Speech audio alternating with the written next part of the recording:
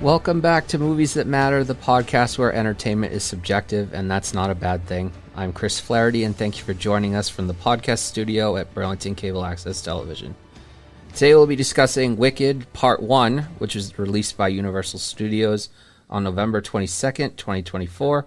It was directed by John M. Chu from a screenplay by Winnie Halsman and Dana Fox. It is a film adaptation of the same named musical by Halsman and Stephen Schwartz, which was very, very, very loosely based on the novel by Gregory Maguire. And the film stars Cynthia Erivo, Ariana Grande, Jonathan Bailey, Michelle Yeoh, and Jeff Goldblum. And I would like to welcome back my guest today, who is here to talk about the film with me, Stephanie Azzarello-Giglio, ambulatory clinic supervisor at Boston Children's Hospital, 2016 graduate of Quinnipiac University. Also, best friend, former roommate, former dance partner, second member of my groomsmen party to be on the pod. Woo-hoo. But first, last, and only groomswoman. Welcome back, friend. Welcome, thank you. It's been a long time. It has. Yeah. When was the last time we recorded? It's been 3 years since we talked Mary Poppins. See, this month. I was trying to place it in my memory. I knew it was a while ago, but I didn't realize it was that long ago. Yeah, no, time is scary. Okay, let's get started. In your own words, can you tell me what this film is about? So, Wicked, the film, is the first part, or Act 1, of Wicked, the musical. Basically, the untold story of the witches of the Wizard of Oz. Right. Mainly focusing on the Wicked Witch of the West, or as she's known in Wicked, Elphaba, and Glinda or Galinda, as she is known in Wicked. Part 2, or Wicked for Good, has not come out yet. We know that that will be Act 2 of the musical, and that's kind of continuing that quote-unquote real story of the witches, but it also gives you this, other perspective of the story of the Wizard of Oz later on, too. Because it brings us up to, quote-unquote, present-day Oz. Mm-hmm.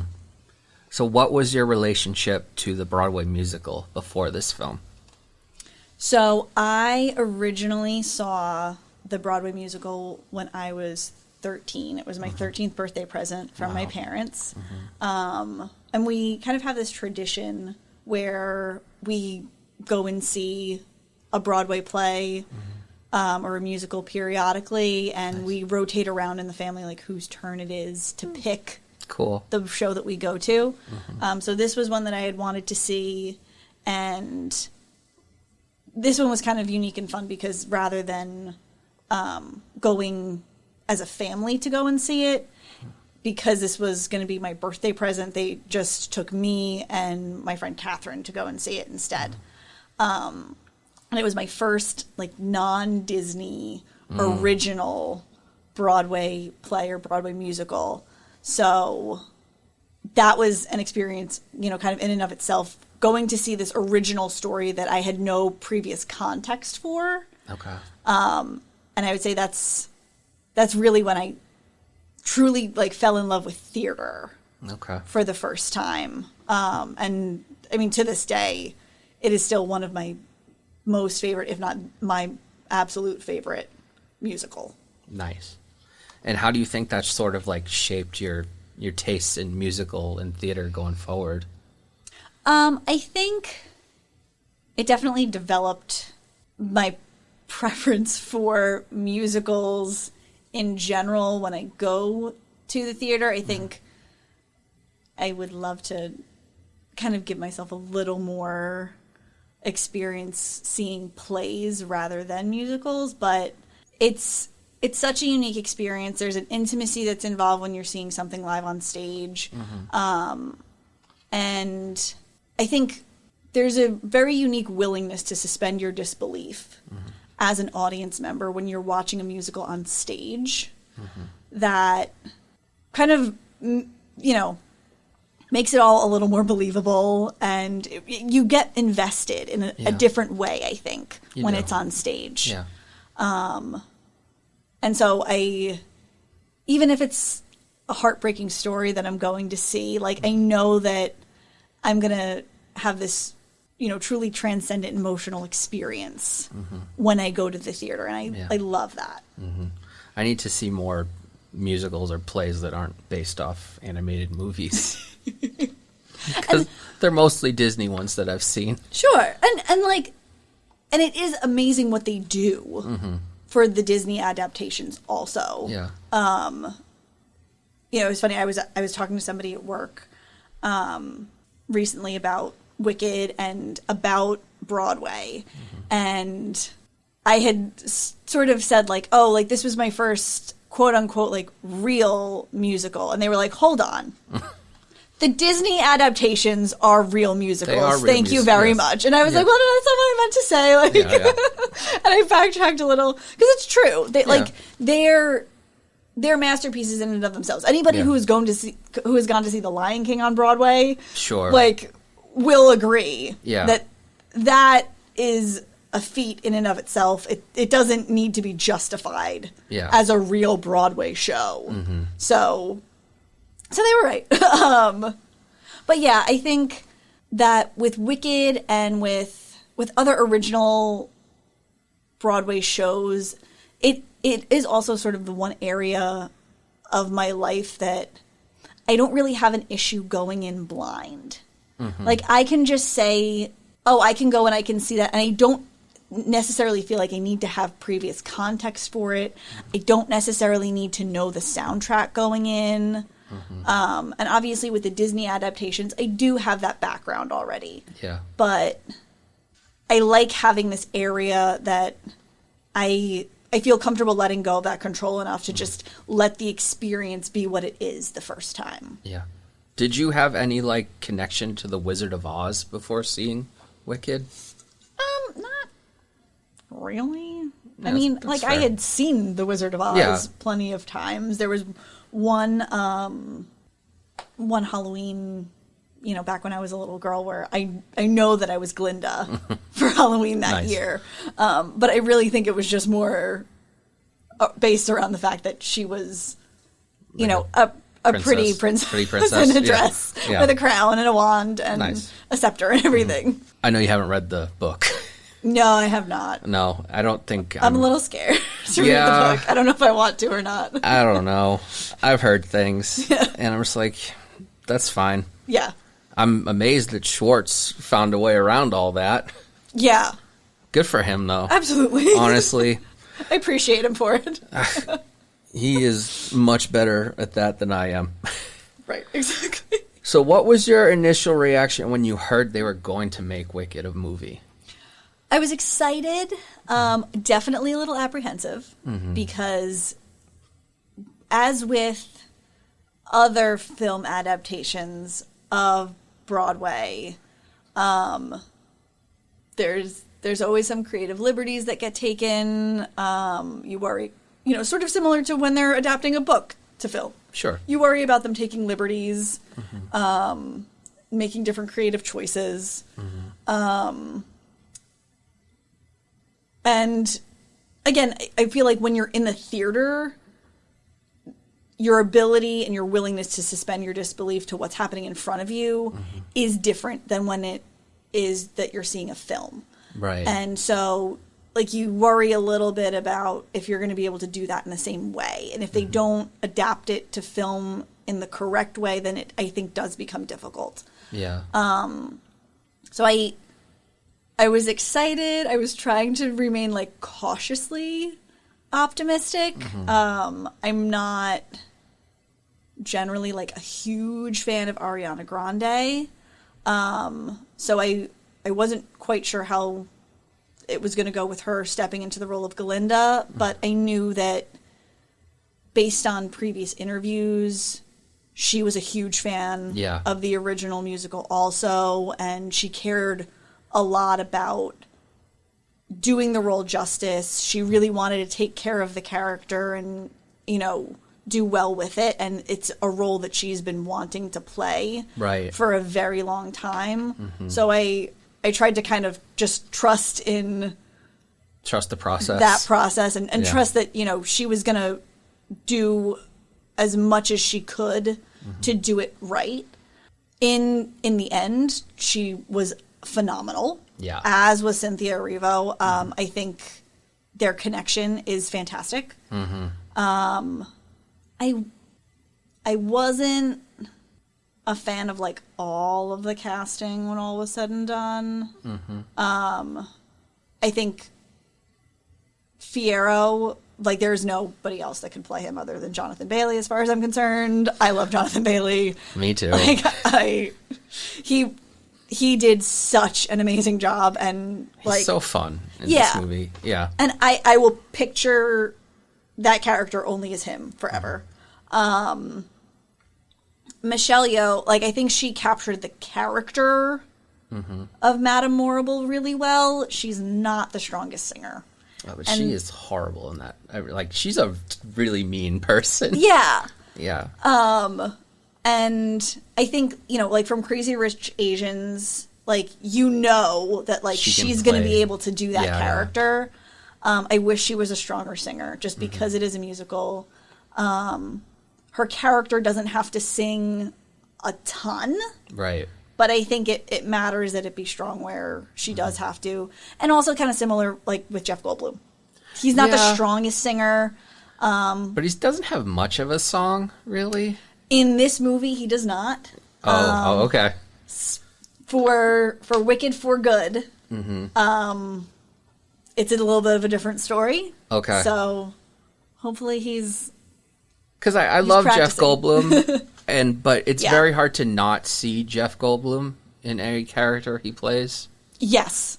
So, and I don't think that's his fault. I think that's just who he is and the personality. Yeah.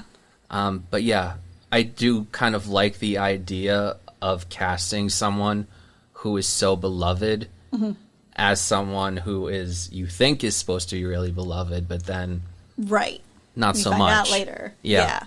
And I think the nice thing about the wizard as a character is in The Wizard of Oz, he's around for such a short amount of time in the movie that the character itself kind of is a blank slate. Yeah. And so it's okay if you see Jeff Goldblum in the character when he's playing the character, because who's to say the wizard isn't that? Yeah. But yeah, as a former choir nerd, I do care that the singing be strong in it because it's a musical. And so I hope that for part 2, they make sure they're working with their vocal coaches. Did you like Ethan Slater as Bach? I did. I think he's like that perfect amount of, kind of cute, nerdy energy. In the musical, that Nessa Rose, has this little crush on him, and that he has this crush on Galinda, and so, you want to make sure you have somebody in that role that you can understand both why Nessa Rose really likes him and why Galinda, doesn't give him a second look. And I think he walks that line really well. Not to get into drama, but were you able to forget about the, I don't even know how to address it. You know what I'm talking about, right? The drama. I honestly, maybe this is just my, obliviousness to, celebrity drama and controversy. I had no idea going into the film about any of it. Good. So that wasn't hard for me. But later on I was like, oh, oops. Because I was watching it for this podcast, and when he says, I'll do anything for you, Galinda, in my head I hear, leave your wife and child. And I'm sorry that I got into celebrity drama on this podcast. That's not what this is about. But I just had to mention that. Yeah. And Nessa, I forget her name, the actress who plays Nessa Rose. Oh, no. Marissa Baudet. She does really good. She does really good. She does. And I think one of the really wonderful things that the film did that hopefully we'll start seeing more in the Broadway adaptation also is they actually cast an actress for her role who is in a wheelchair rather than just getting some like able-bodied person and sticking them in a wheelchair and asking them to play that role. So that was really cool from, a representation standpoint to see. And she nailed it. Like, perfect balance of, like, I feel bad for you, but also, like, stop being a jerk to your sister. Right. Or, no, I'm not going to go into spoilers. But karma's a thing in the land of Oz. Just saying. Yeah. So tell me about the first time you saw Wicked, the film. So I was originally supposed to see it, like, in the first couple days that it came out. And I didn't get to. Full disclosure, one of my coworkers had just had a baby, and I had my tickets all purchased and everything, and then I'm sitting in the hospital holding the baby, and I was like, oh no, yeah, I'm so sorry. I went on AMC on my app, and I rescheduled because I was like, nope, I'm sorry. There's too much serotonin, too many endorphins happening here. I'm not letting go of this baby. So I still saw it in theaters, but I did not get to see it opening weekend. Like I said, I didn't quite know what to expect. Because I always get a little nervous with the film adaptations of stage musicals. But I really did want to trust John Chu. And he's a very good director. He is, and I felt like he did a really, really good job with In the Heights. So I had faith that he would, be able to, get that lightning in a bottle again. So I was excited, cautiously optimistic, like I said before, but excited going in. Nice. And you liked it, obviously, or we wouldn't be here right now. Absolutely. How was your audience? Was your audience singing along in the theater? They were not, and I think it was really just because it wasn't opening weekend when I went. But also, I will say, and I don't know if they put this warning out for opening weekend or not, but by the time I saw it, there was this warning that they had put on the screen before the movie started, basically being like, hey, this is not a sing-along. I was like, oh, okay. Clearly this was a problem before. Uh-oh. Oh, no. Darn. So we were all pretty subdued. I was definitely lip-syncing along the entire time. And I remember at one point, so I had my husband Nick with me, and I remember at one point he kind of whispered to me, like, do you know this entire thing? And I looked at him and I was like, yes. What? I was like, I'm sorry, was that not clear? I feel like that should have been clear. Yes, I know the entire thing. And if it weren't for the fact that, like, technically there are going to be some liberties taken, there's going to be some scene changes, whatever, like, I probably would be able to quote it to you also. Was there a lot changed from stage to screen? Other than the fact that it was split in half. Yeah. So, like, that, obviously, that's a big one. Yeah. And again, I saw the stage musical when I was 13, so it's been a while. But to my recollection, no. There really wasn't a whole lot that they changed, which, as a huge fan of the stage musical, I really, really appreciated that they stuck to the source material the way that they did.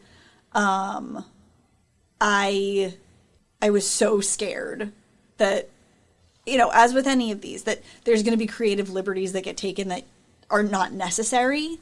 So I was so pleased to see that they stuck to the source material as much as they did.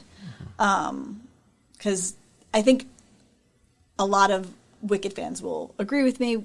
Going into it, you kind of have this mentality of, like, this is not broken. To be clear, this is not broken. Please don't try to fix it. Yeah, I feel that. So, I just wanted it to be what I needed it to be. Fill in the things, sort of like, I kind of felt like Beauty and the Beast, the live action version. Yeah. Did, like, it filled in the gaps where Where, like, it was needed appropriate? to. Yeah. Yeah. So, there's backdrops and there's scenes and there's locations that you can't get a real feel for on stage because you're limited in what you're able to show an audience in that venue. And so, John Chu really took advantage of the fact that, we can build this whole world out here. And that was really cool. And that was, one of the appropriate things to expand upon. Yeah. And we'll jump around, but what are some things that you thought the film did better than the musical, if anything? I think that one thing that the film does a really good job at capturing is, like, these quieter, more intimate, and, like, more subtle moments. Stage necessitates that even things that are meant to be subtle are done in an exaggerated way because you need everybody in the audience, whether they're sitting front row or in the furthest seat from the stage. You need them to be able to pick up on the things that are happening. Yeah. In film, though, quiet things can be quiet. Subtle things can be subtle. An example that kind of sticks out to me is in that very first scene when, they're singing about no one mourns the wicked and how the Wicked Witch of the West is dead. You're able to see all of these smaller expressions on Galinda's face and her internal conflict with what's going on. Right. If you went into the movie knowing the story already, you know why she has this internal conflict happening. You know why it's written all over her face that, like, she is uncomfortable and she is heartbroken about the fact that these people are celebrating the death of this person. Right. And if you don't know the story, then you might see the look on her face and be like, that's weird. Wonder why she's not as happy as she should be. But then you watch the film and you understand that, they were best friends. And so, when someone hands her, a torch to throw onto this effigy of her best friend. She's kind of gotten herself into this position where she has to continue playing this part that these people know her to be as Glinda the Good. But at the same time, it's obvious why that internal conflict of setting this effigy on fire would not be something that, why that internal conflict would be there, why she wouldn't want to do that. You gotta love the extreme pettiness of Munchkin Land. Galinda just finishes like, she had a tough childhood. Cool. We're still gonna burn this effigy of her. Right. And, like, she just gets finished Couldn't have been easy. Story. Right. So you see, it couldn't have been easy. And they're like, but... We spent all this time building this effigy. Like, it's just going to go to waste. Right. But she was wicked. We don't like her. Yeah. So we're going to keep celebrating the fact that she's dead. Any characters you particularly relate to in the story? I mean, as somebody who, like, was not popular... growing up, and, fairly studious. Like, I definitely relate to Elphaba in that way. I think, a lot of us grew up kind of hating but still wishing that we could be, Popular. The popular, in the popular crowd, or, be the popular girl. And I think that a lot of her songs kind of get at that, those feelings of insecurity, and, everybody, how many girls have had a crush on, the most popular guy in school, and it's obviously unrequited. So, in my adolescence, when she would sing "I'm Not That Girl," I'd be like, yep, I've been there. And, then by the end of the film, when she's singing Defying Gravity, it's kind of this anthem and this indication of, like, this is what I could be. Once I find that security in myself, once I grow into my own, this is how I can feel. And I don't have to end up being that popular girl. Yeah. I don't have to, be this pretty pink fairy, tossing my hair back and forth. I can be me and feel secure and feel strong in that. Yeah. And just to backtrack when you were saying about how the camera sort of allows us to see things more subtly, that moment in the Ozdust, yeah, in the Ozdust ballroom. Yeah. You wouldn't be able to see that in Mezzanine. Right, exactly. Yeah. And there's still plenty that happens in the stage musical that you see that they form this bond. But isn't it so much more real and, doesn't the intimacy matter so much more when you see they have these quiet moments of connection and you see her crying. Yeah. And not just crying, but also like really trying to like hold it together and be strong. And you have that moment where Fiyero says, I'll give her one thing. She doesn't care about what anybody thinks. Right. And Galinda says, no, she does. She just tries to pretend like she doesn't. And you can see in Elphaba's mannerisms and, her actions at that point, she's trying to be strong and act like this isn't bothering her, that she's the center of attention and everyone's looking down on her.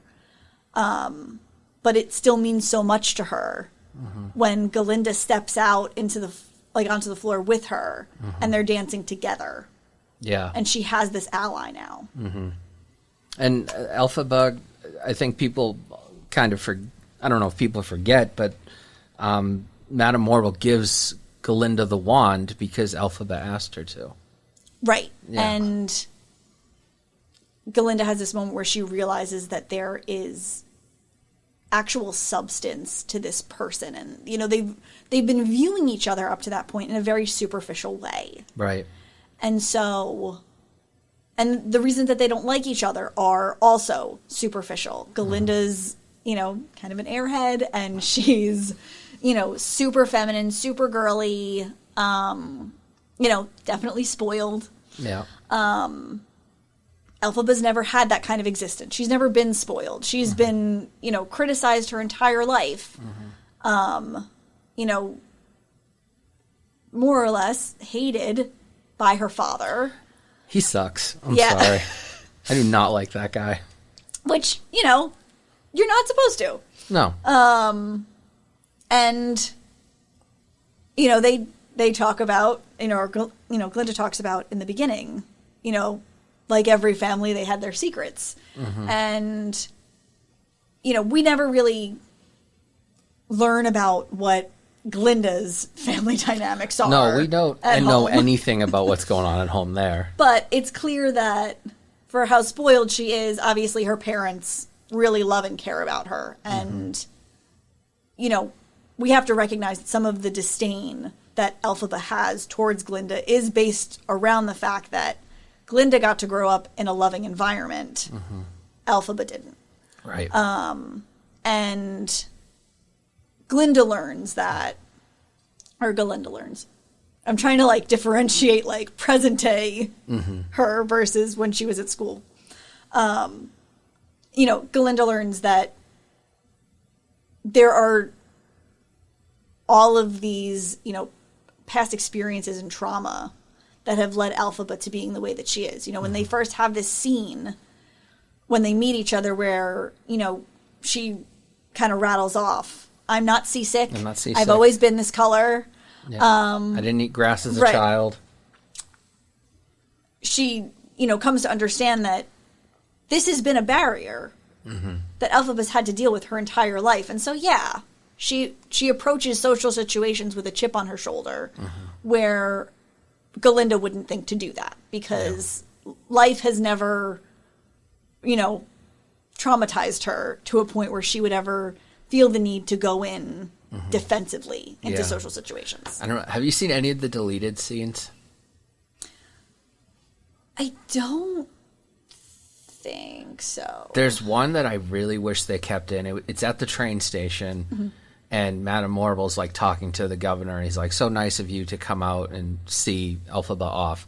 And he's like, "Oh, any opportunity to see my daughter," but he's referring to Nessa Rose. Sure. And, yeah. And then he's like, "Let's hope Elphaba makes a good impression." And then Galinda steps in and I'm like, "Don't worry, she will." And I'm like, yeah. Oh, that should have stayed in. Yeah, and it's, as far as timing goes, definitely not like a necessary interaction to see, but yeah, I think it's a really good demonstration of how far their relationship has come. Right. That now she loves and cares for her so much that when somebody tries to speak against her, she immediately comes in and defends her, and it doesn't matter that Elphaba's not there to hear her say it. Yeah. Let's talk favorite songs. As D, all of the above. Like, there's so many. As a dancer, Dancing Through Life. For sure. Again, Jonathan Bailey. Yeah. Like, it's been on repeat in this office a lot lately. Varys, if you're listening, they sit next to me at work, and they're like a few days ago, they're like, "What is this song that you play all the time?" I'm like, "It's Dancing Through Life. It's from Wicked." Yeah. Yeah. So, and I mean, right with you there. Like, it's just so fun. Yeah. Obviously, like, in the beginning, the message of it seems a little questionable. But I think overall, like, this mantra that you shouldn't take life too seriously. Just keep dancing through. That's something that I think everybody should be able to get behind. I also, obviously, like, Defying Gravity. Sure. Can't not mention that. And, particularly impressive considering the fact that Cynthia Erivo completely knocks this song out of the park while she's, like, rigged up to all of these harnesses, singing live, like, as she's supposed to be, like, flipping around and flying through the air. Ariana Grande singing Popular. It's infectious. Like, definitely infectious, and you could tell she was having so much fun with it. Obviously, like, What Is This Feeling? The choreography we've seen on, TikTok and Instagram a million times over. So yeah, there's so many amazing songs and moments. One of the fun little new things that I loved was the Kristen Chenoweth and Idina Menzel cameo where they have the Emerald City Players. Because people who know the Broadway musical will know that particular little OGs. segue. Yeah, they're the OGs, and that particular little, like, segue from One Short Day, that does not exist. Oh, it doesn't? In the Okay. play. Yeah, so them singing about, in Oz's darkest hour, blah, blah, blah, blah. None of that is there. So they invented this little sequence for them to be able to come in and make this cameo. Nice. Because there aren't really other characters Right. It's that they could have played. Yeah. And it's actually kind of funny, not to digress too much, but originally these characters of the wise ones that they come in and cameo for, they had described them, I think, as like these like old ladies. And they were like, well, hold on.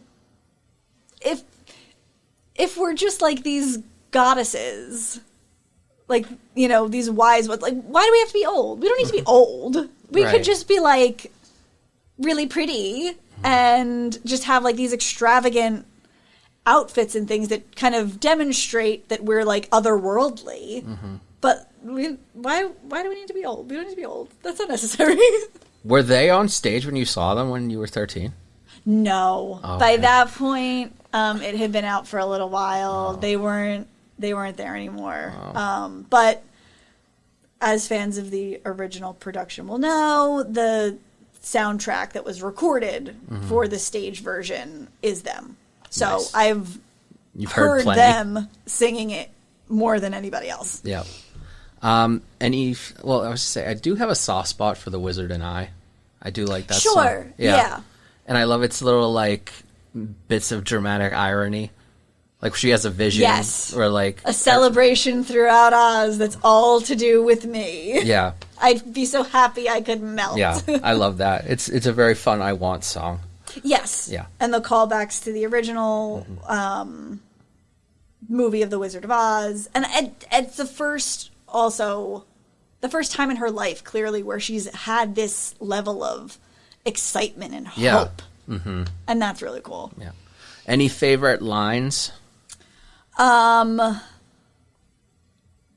that I find kind of funny. In Popular, there's this line from Galinda: "When I see depressing creatures with unprepossessing features, I remind them on their own behalf to think of celebrated heads of state or especially great communicators. Did they have brains or knowledge? Don't make me laugh. Mm-hmm. They were popular, please." Yeah. Because how true is that? There Very are true. so many people Yeah. who become famous and get to these positions of influence and power just because people like them, not necessarily because they have any particular expertise or credibility. Just they have notoriety. Yeah. So I love that. When the wizard says, "Where I'm from, we know the best way to bring people together is Great give them a line. real good enemy." Yeah. Because that we've definitely seen a million times throughout history. And a common enemy unifies people Yeah. a little too much. A little too much. And then one that sticks out to me also that, spoiler for Act 2. Another one from The Wizard. "Elphaba, where I'm from, we believe all sorts of things that aren't true. We call it history." Yeah. And it's true because, you learn history in school, and you learn the history that you are told as part of your curriculum. And then a lot of the time, once you reach like higher education, or you at least reach high school, you start learning that there's actually these other perspectives Right. that weren't necessarily taught to you when you were really young because they simplified it. Yeah. And you learn that there's a lot of complexity. There's different points of view, different perspectives. And, the good guy that you were taught about, when you were little, just for the purpose of tracking point A to point B, that maybe they weren't so good. There's Yeah. nuances here. But, how we remember people kind of depends on which version is able to persist. And that's, sort of part of the rest of that quote. It's all in which label is able to persist. Right. And sort of ties into what Galinda says to Dr. Dillman. I don't see why you can't teach us history instead of always harping on the past. Right. Exactly. I'm looking at my quote. Most of them are from Ariana Grande. Yeah. Because she does have so many. She does really good in this movie. Yeah. I love Fiyero and Elphaba's first interaction. When she goes to give him the usual disclaimers.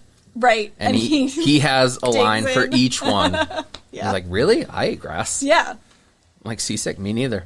Yeah. What is it? And what is it? The over-defensiveness, is that a recent development? Yes. Yeah. I love that. I love that interaction. It's not a line, but I love his little wave. Yeah. Yeah. And when he turns back to his horse, we've Yeah. just been spurned by a woman. First time for everything, I guess. And that was his horse from Bridgerton, I guess. Oh, that's really cool. Yeah. It's his horse partner. Love that. Yep. And his Bach, he hands Glinda the handkerchief, and he goes, I got many. I cry a lot. Don't worry. Yeah. And I'm like, dude, same. So even though this film is not even a year old, are there any specific viewings or reviewings that stick out in your memory? Like you watched it at a certain time when you needed it or with a certain person? I would say just probably the first time seeing it, just because, the stakes were high. I didn't really know what to expect. So there was a lot of relief when it was as good as it ended up being, and, you know, seeing how well it honored the original stage version. It was my husband's first exposure to it, so, like, that was really cool. I was able to share that with him. And also, it was so cool, like, you know, in any subsequent, viewings of it, you know Idina Menzel and Kristen Chenoweth are going to pop up on my screen, but that was, you know, an exciting kind of mind-blowing moment when all of a sudden, because they kept it it was a really big secret, and they kept it really well, is what I'm trying to say. It was well done. So seeing them come up on the screen in the theater for the first time, I was like, oh my God, that's them! What are some of the more important messages or themes of the film to you, if any?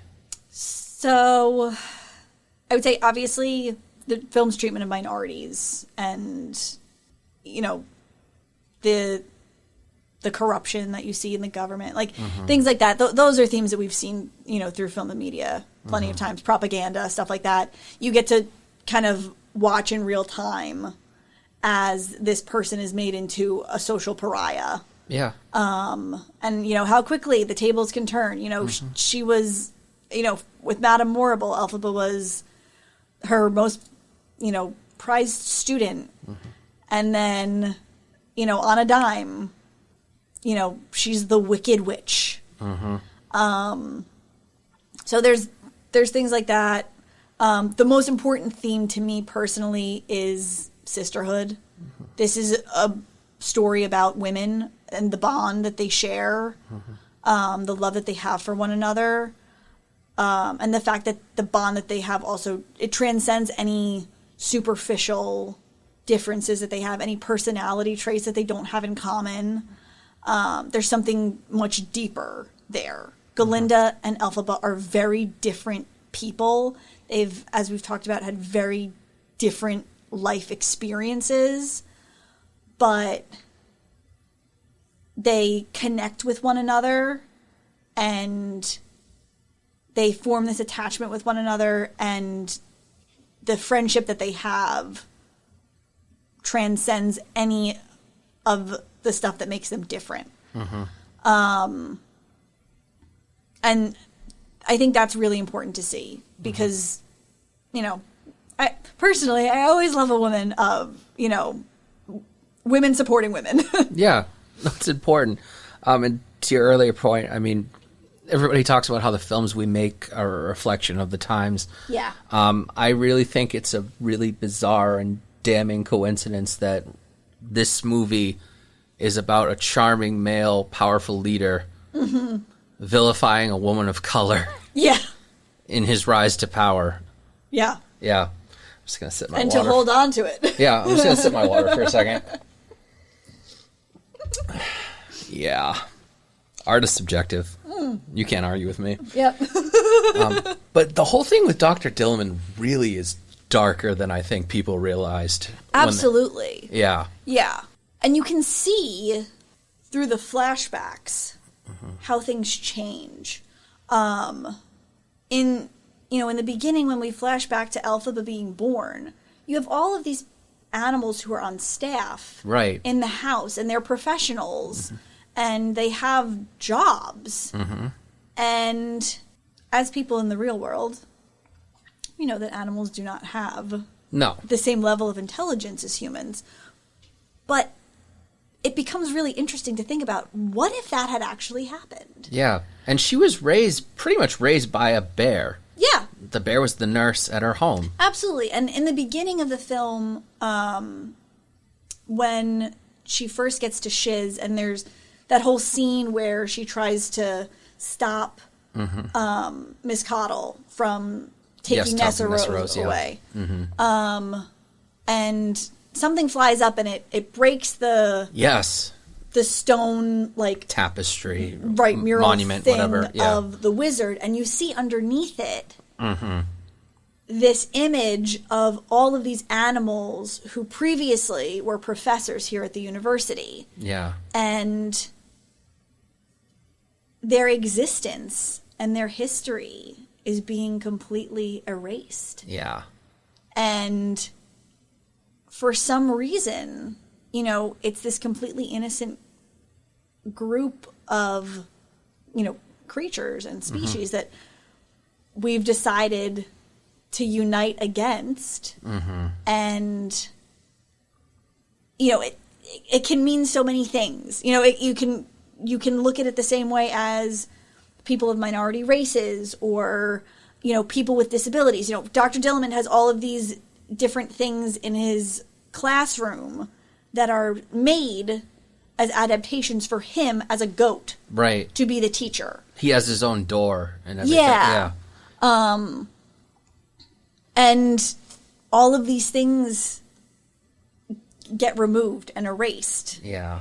And it's so heartbreaking. Yeah, that moment where, like, he's going through the slides, that was gut-wrenching. No, not as gut-wrenching as when they literally ripped him out of his classroom. Right, absolutely. And him talking about, the song Something Bad.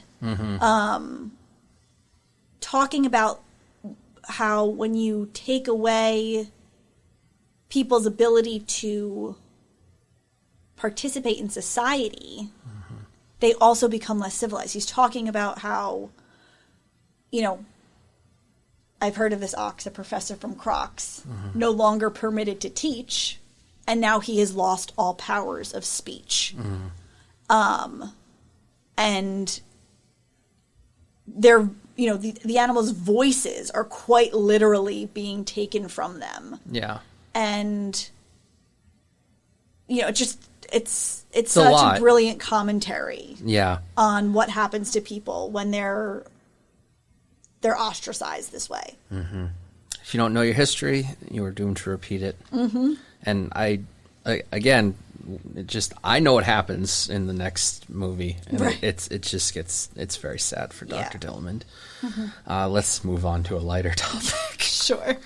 How do you think Wicked is a reflection of your tastes? I typically say in movies, but here I'll say stories. Sure. I mean, first and foremost, like I said, I always love a good musical. And I personally, I like things that make me think. Obviously, like we all have our films and our stories that we like just because they're enjoyable and just because they're fun. But I really think that this does a really good job of kind of blending together something that is enjoyable, but also it's so clever. The messages in it are so important. And I like that it can do those things for me. It can be enjoyable to watch. I can have a lot of fun singing along. But the messaging in the songs and in the story are also very important to bear in mind and to learn. Yeah. We can finally talk about this. What are your thoughts on the decision to split the musical into 2 films? So for those that don't know, this film was Act 1. The sequel coming out later this year is Part 2, even though they dropped Part 2 and now it's called For Good. Yeah. Obviously, as a fan, I really would like to not have to wait for Act 2 to come out to see it. I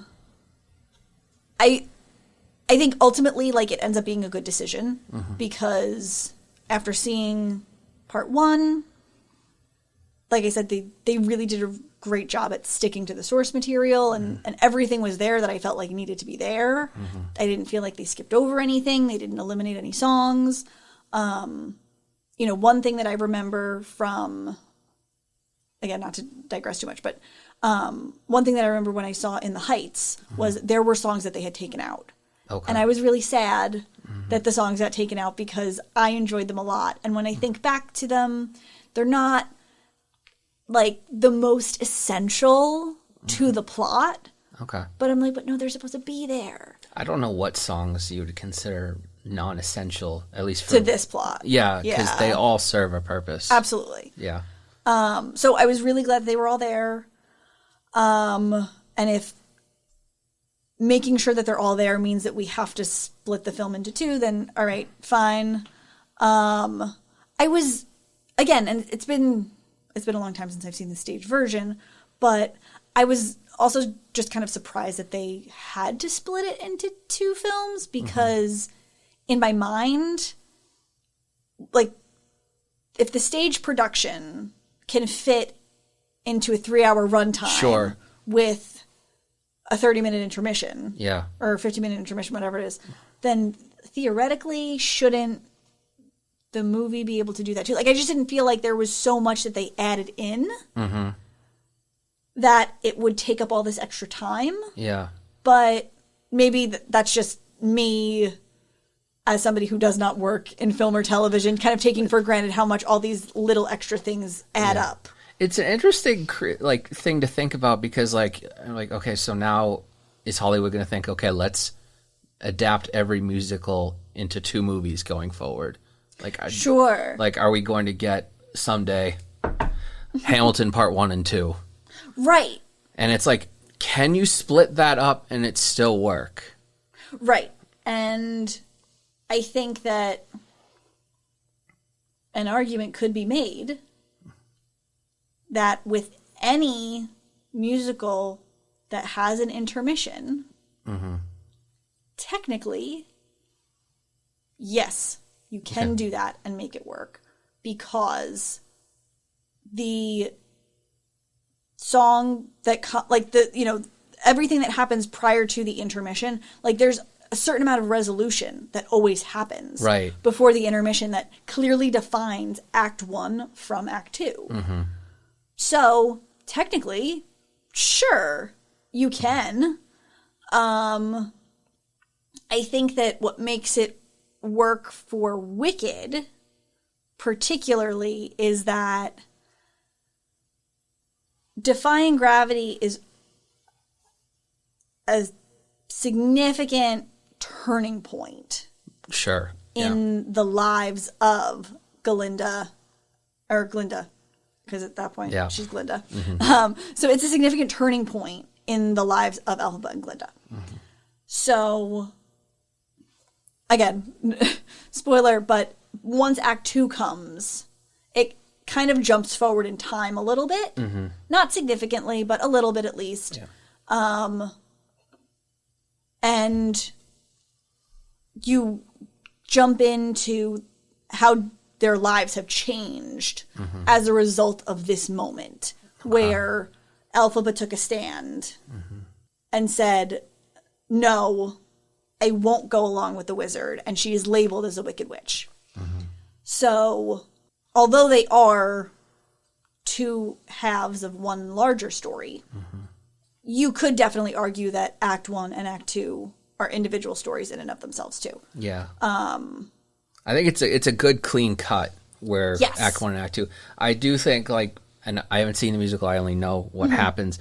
I do think the way Part 1 ends, and you can let me know if I'm off on this, but I feel like it sort of makes the ending of Act 1 a little more bittersweet in a way. Yeah. Because they are saying goodbye and she is going off, she's been ostracized. Right. And we do have to sort of wait to find out what happens. Yeah, and you know from the first scene of the film that clearly something has happened. Glinda and Elphaba are not close anymore. Or at least something has happened enough that outwardly it appears that way. And so when Act 1 ends, you're like, so is that it? Yeah. They just said goodbye to each other, and then what? Now she's Glinda the Good, and she's the Wicked Witch of the West, and is that it? And it really does kind of still leave you on that cliffhanger of so wait, now what happens to them? Right. What happens to their relationship? And it's still a satisfying conclusion. Yes. And obviously okay, so we know something bad happened to them that drove them apart, but there's more to it. Yes. As we know. I think Wicked really benefits from the splitting up. I'm thinking about other musicals that just probably that wouldn't have worked as well for them. Yeah. Into the Woods, probably not. I think Into the Woods needed like another hour, but just as one film. Sure. I was thinking about like Les Mis and how do you split Les Mis up? Yeah. Les Mis, I think, actually... Because there is that leap forward in Yes. Act 1. So. Yeah, so like that could work. Yeah. The thing though is Les Mis is like it's a little more of an ensemble piece than Wicked is. Right. So I think it would technically work with Wicked. Or I think it would technically work with Les Mis, I mean. I agree it wouldn't work with Into the Woods. Into the Woods is far too much of an ensemble piece, I think. Yeah. For that. There's too many people to keep track of to see this second movie and say to yourself, okay, wait, where did we leave off with that person? Right. What's going on here? Because Wicked mainly focuses on just these two women, the recollection is easier, I think, when it comes to, you know, pausing in between Act 1 and Act 2. Yeah. I don't want to, we're going to really divulge into like a musical discussion here. How are we feeling Wicked for Good? It's out this fall. How are we feeling going in? Again, I'm optimistic. Now that I've seen part 1 and I know that they did that justice, I feel like that hopefully is an indication of what's to come. So I'm excited to see it.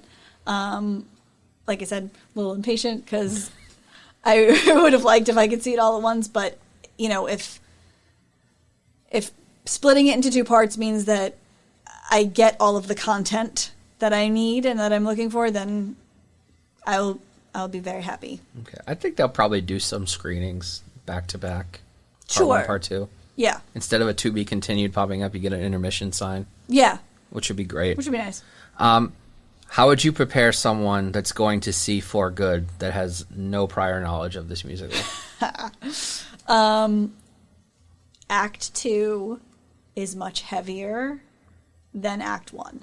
Okay. That's really important to know. The super, and it's interesting because, you know, you see Act 1 and, you know, we're already talking about how animals are losing the ability to talk, and Elphaba is being branded as a wicked witch and ostracized, and her father hates her and all this. And so there's like plenty of like serious stuff that's in Act 1, but Act 2 is much more so.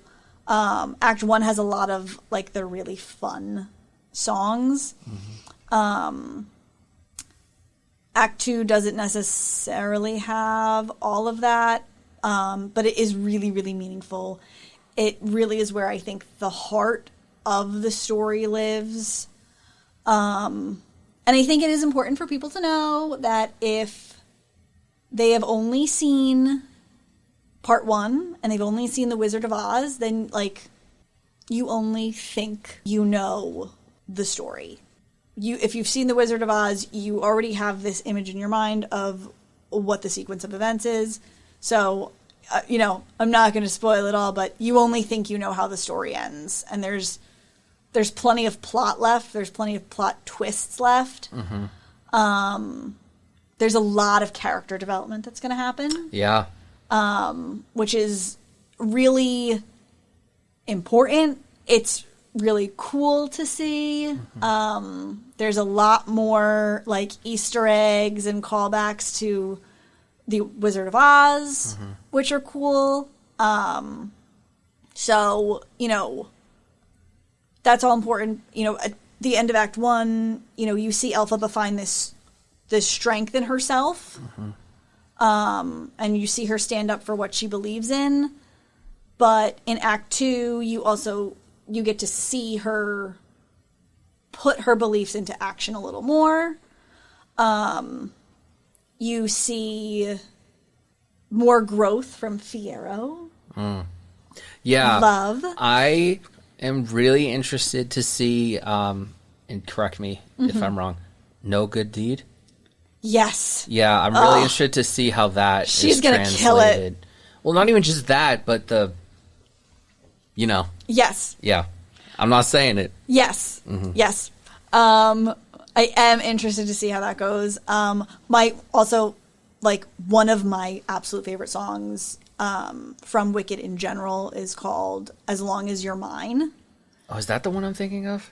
I don't want to say anything. No, because... I think that you're thinking of. I think when you say "No Good Deed," you're thinking of the correct thing. If you're thinking of putting it on my phone yes. to show you. Yeah, you're thinking of the right thing. Okay, good. I love "As Long as You're Mine" just because you get to see this payoff with him, his personal growth as a character, and like their relationship with one another, and finally the real tearjerker of this whole story, and the reason that part 2 is named as it is. The song "For Good." Yeah. That is the perfect, like, bittersweet cherry on top of this whole story. The two of them. Their friendship. The two of them are going to crush it. Oh, yeah. Yeah. And, I mean, anyone who has seen any of their interviews... Yeah. Know how emotional Cynthia and Ariana get. Probably because of this, I talking think. about this movie, but like I'm so prepared for them to actually be like bawling their eyes out during this song. I hope so. And I'm sure we'll all be right there with them. I hope so. So why, as a big musical fan like me, why do you think we don't see too many musical adaptations anymore? So I think it is sometimes kind of like a niche thing, which feels annoying sometimes because obviously musicals are great. So if everybody could please get on board, and it was a very fantastic. big thing back in the day. Yes. Movie musicals were huge. Absolutely. I think we've kind of taken a turn, like we focus a little bit more on realism in film now. And, you know, like we said before, it can be really tricky to kind of walk the right line when making adaptations. It's because it's harder to suspend our disbelief. When we're watching people on screen, we're removed from it a little bit. We're not kind of having that experience in the same, you know, air, you know, and you know, in that same physical location as the actors. And so you're like, why are you just singing randomly? I don't know what that's about. So it doesn't always feel as natural when people burst out into song. I think that for film adaptations to be successful, I think that the directors really need to ask themselves what, not to quote Ted Lasso, what does this situation need? And I think sometimes directors get a little hung up on like, well, how do I tell this story the way I want to tell it? Or, you know, what are the creative liberties I want to take? And I think you can always tell, regardless of how many changes do or do not happen, you can always tell when a director of a film adaptation is a true fan of the musical that they are adapting. So, obviously, Lin-Manuel Miranda was intimately involved with In the Heights becoming a film. So, even if John Chu wasn't, you know, a big fan of the original musical, you knew that it was going to be protected based on the fact that this is Lin-Manuel Miranda's actual work. But I think in Beauty and the Beast and Les Mis, the live action Beauty and the Beast, you saw that. In the film adaptation of Les Mis, you saw that, and in slightly a different way, in Mary Poppins Returns. the director of Mary Poppins Returns, was an enormous fan of the original Mary Poppins movie. And he wanted to make sure that he did that justice. And I think he succeeded in that, as we've talked about. And he's no spring chicken with adapting musicals, just like he did Chicago. Yeah. He did Into the Woods. Yeah, so like he knows how to do it right.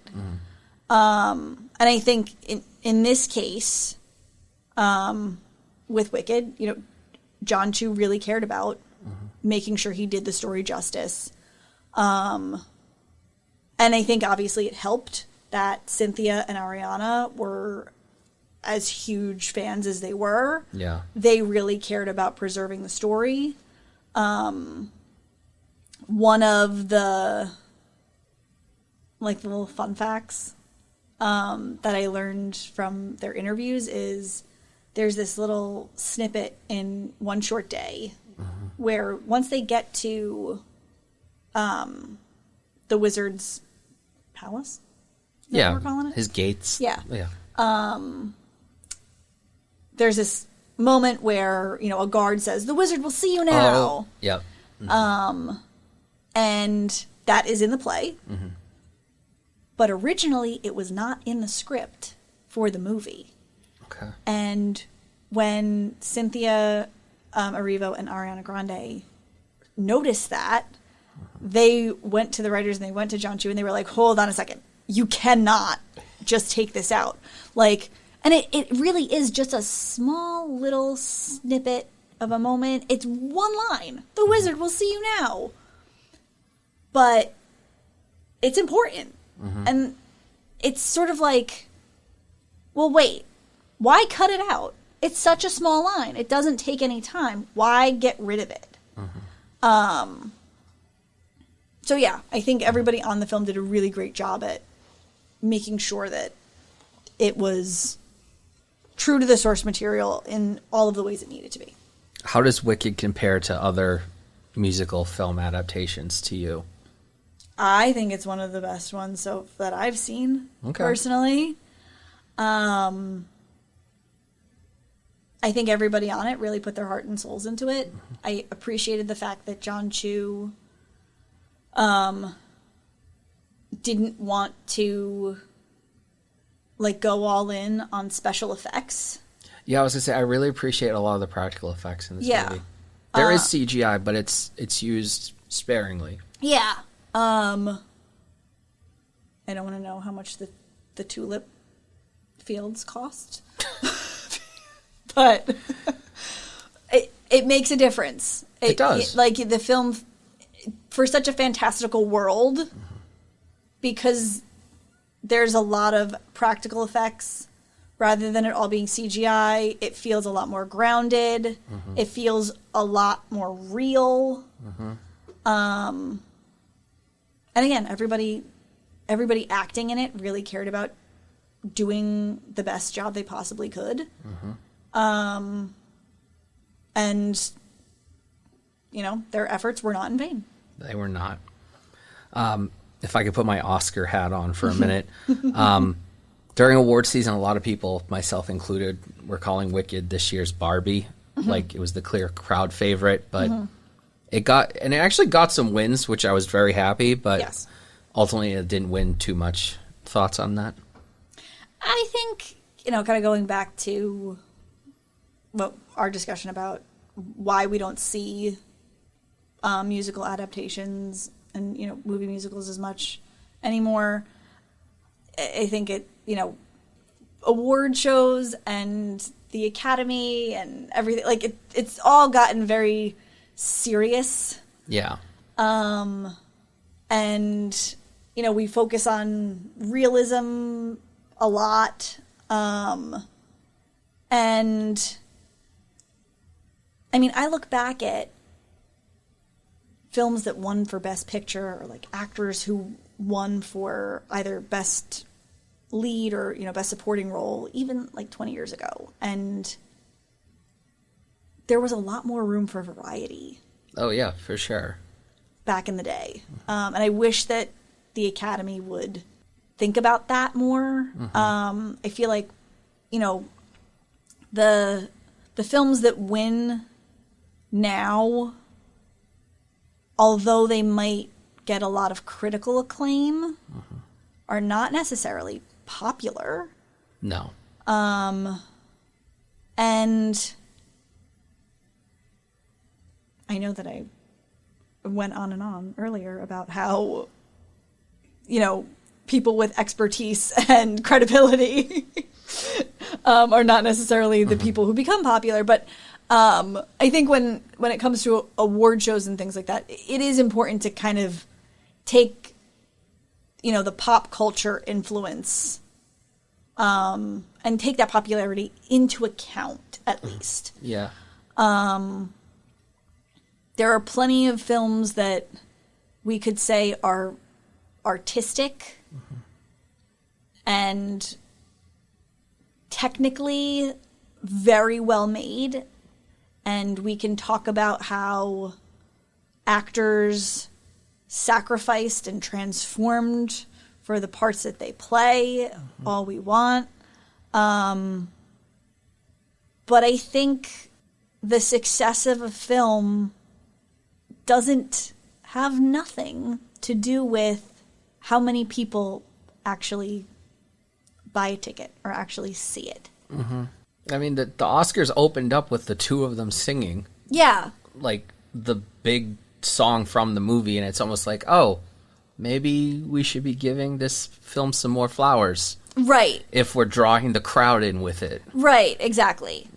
Yeah, I wish there was space and appreciation for that amount of variety still. You know, I mean, and I don't want to get too off topic, but, you know, like Julie Andrews. She won for Mary Poppins. Winning Best Actress for Mary Poppins. That doesn't happen now. No. There is no... When was the last time that an actor won for their role in a Disney film? I can't even remember. I mean, Angela Bassett got nominated for the Black Panther sequel. Okay. That's the closest we've gotten. Yeah. Honestly.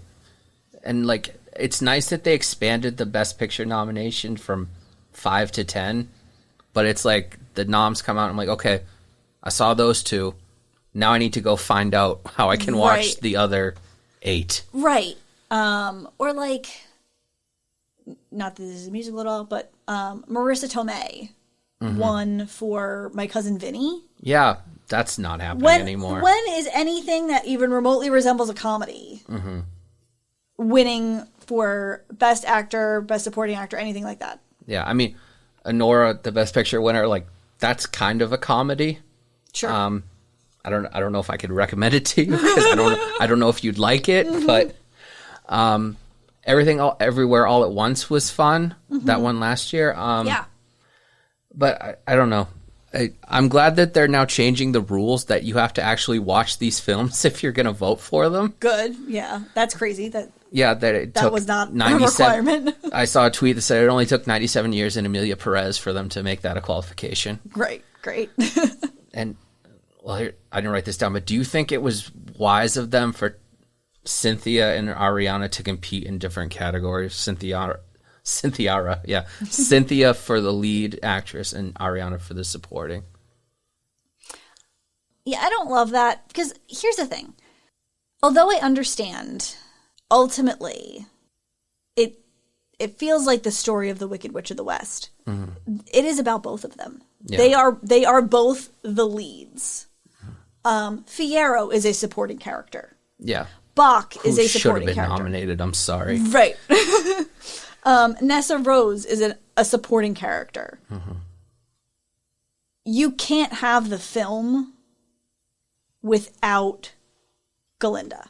You can't have the film without Elphaba. Like, they both actually have to be there, because, like I said, the main theme of it is about the sisterhood between them. Right. So, personally, I feel like they should both be leads. And I understand we don't necessarily want because they might cancel each other over out. the other. Yeah. But I think they both deserve that recognition. Yeah. in hindsight, I mean, I can't believe Zoe Saldana beat her for supporting actress. I mean, yes, she's the best part of Amelia Perez, but that's not saying much. And don't watch Amelia Perez. Just don't. And if you already have, I'm sorry. I haven't. Don't. Okay.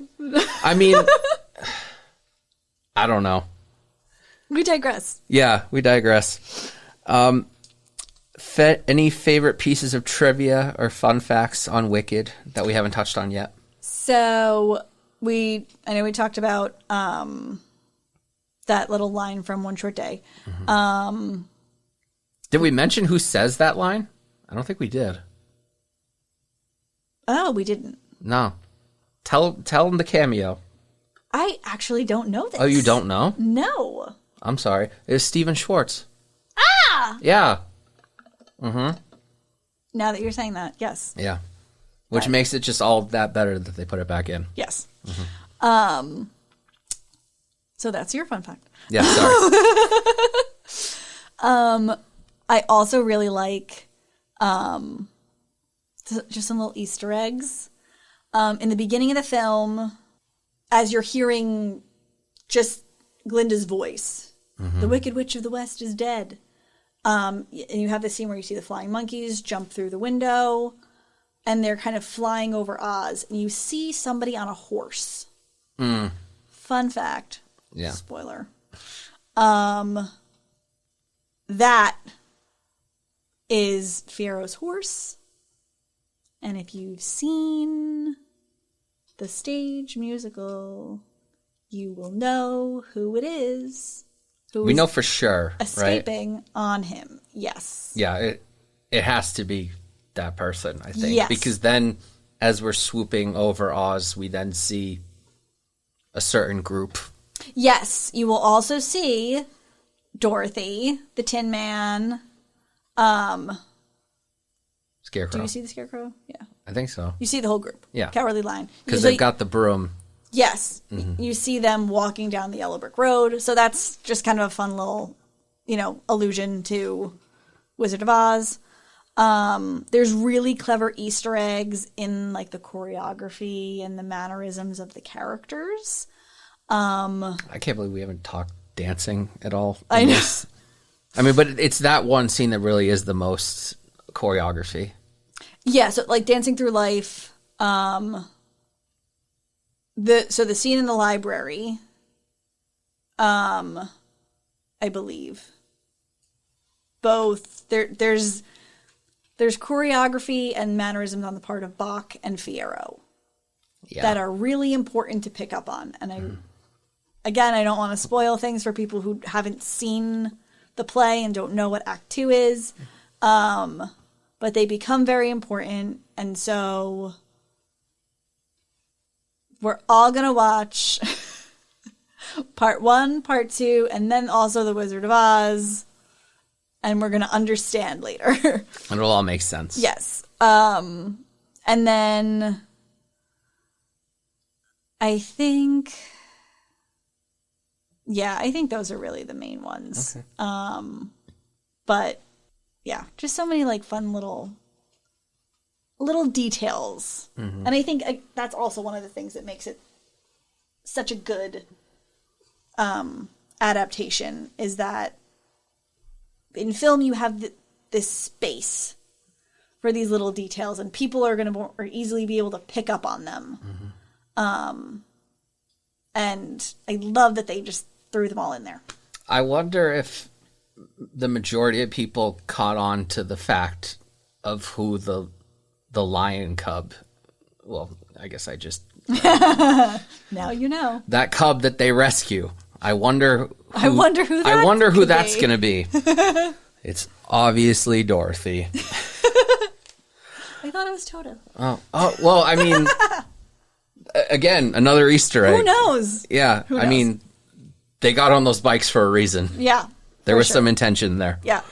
What do you think allows audiences to connect with Wicked and has allowed it to stand the test of time, both on stage and screen literature? I think it really comes down to the messages. The messages in it are timeless. Friendship, sisterhood, corruption, accessibility, representation. We can all point to experiences in our lives where, historical moments where we know that the media, propaganda, or just like groupthink in general has caused us or caused people around us to villainize someone or something. And sometimes we get the full story later on, and sometimes maybe we don't. But I think it's also just interesting because the Wizard of Oz in general is a really timeless story. And it's something that I think we're all familiar with. And so it's also just fun and cool and interesting to think to ourselves, maybe I don't know the whole story. Maybe I don't know the real story of the Wizard of Oz. I just accepted that the version that I was told back in the day was it. Maybe there's more here. Maybe. And that's fun to conceptualize. Obviously, it's not that Wicked was ever kept from us. It was this retelling, this spin on it, but it's fun to think about like how it can fit into the canon that we already know. Why do you think people should see Wicked on stage, and then why do you think people should see the film? First of all, everybody should see both. Let me just start with that. Because they're both masterpieces in their own right for their own reasons. You will never see anything quite like the stage version of Defying Gravity. That is an amazing spectacle in and of itself. You are thankful that it is the very end of Act 1 because it ends and you're like, wow, I need a minute. Damn.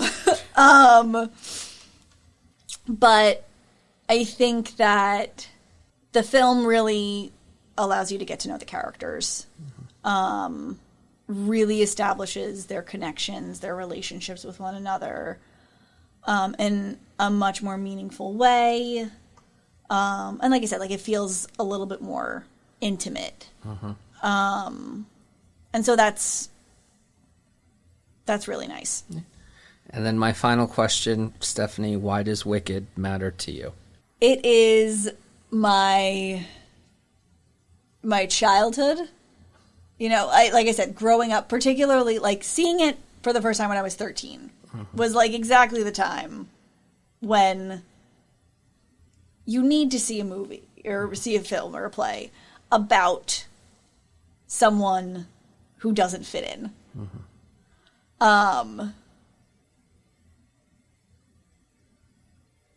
I think it also just, it's one of those things that every time you see it, you think about it more. And every time you listen to the soundtrack, you think about the messaging a little bit more. And it never gets old. The messages I feel are timeless.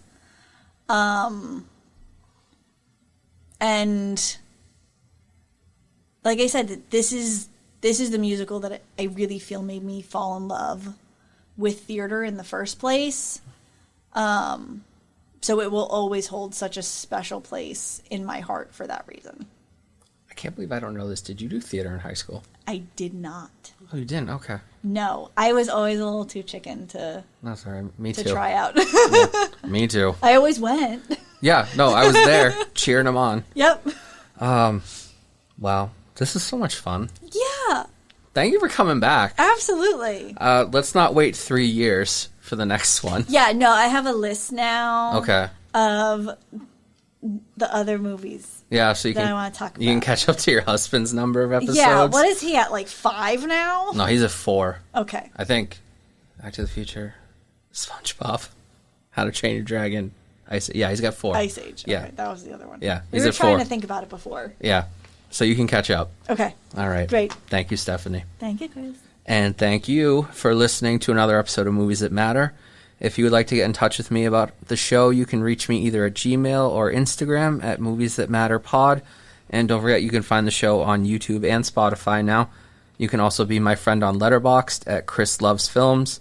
My last 4 watches were Star Wars Revenge of the Sith, back in theaters for its 20th anniversary. Wicked, unsurprisingly. In the spirit of transparency, Jonah, a VeggieTales movie. I can explain. Why do you need to explain? All right, you're right. I don't. And Ryan Coogler's latest film, Sinners. It's amazing. Folks, the real world is scary. Don't forget to love each other. And when life gets too scary, immerse yourself in your favorite movie or piece of media. Don't worry about the box office numbers or Rotten Tomatoes scores. Watch what you love. Entertainment is subjective, and that's not a bad thing.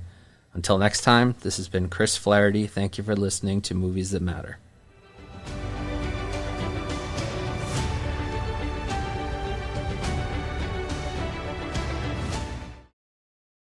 This episode was recorded back in April when my guest Stephanie and her husband Nick, 2 of my very best friends who you've heard on here before, were expecting the arrival of their first child at the end of May.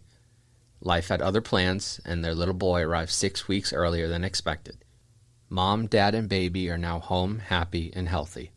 This installment of Movies That Matter is dedicated to baby John Francis Giglio IV.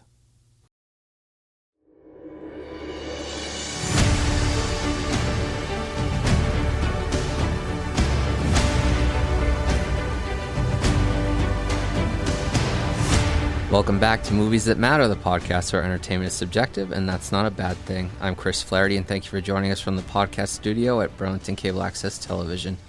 Today, we will be discussing Wicked for Good, which was released by Universal Studios on November 21st, 2025. It is the second half of the adaptation of the same named musical by Holzman and Stephen Schwartz, which was very, very, very loosely based on the novel by Gregory Maguire. And just like the first film, it was directed by John M. Chu from a screenplay by Winnie Holzman and Dana Fox. The film stars Cynthia Erivo, Ariana Grande, Jonathan Bailey, Michelle Yeoh, and Jeff Goldblum. And now I would like to welcome back my guest today, who is here to talk about the film with me, Stephanie Azzarello-Giglio, Ambulatory Clinic Supervisor 2? Yeah. The sequel at Boston Children's Hospital.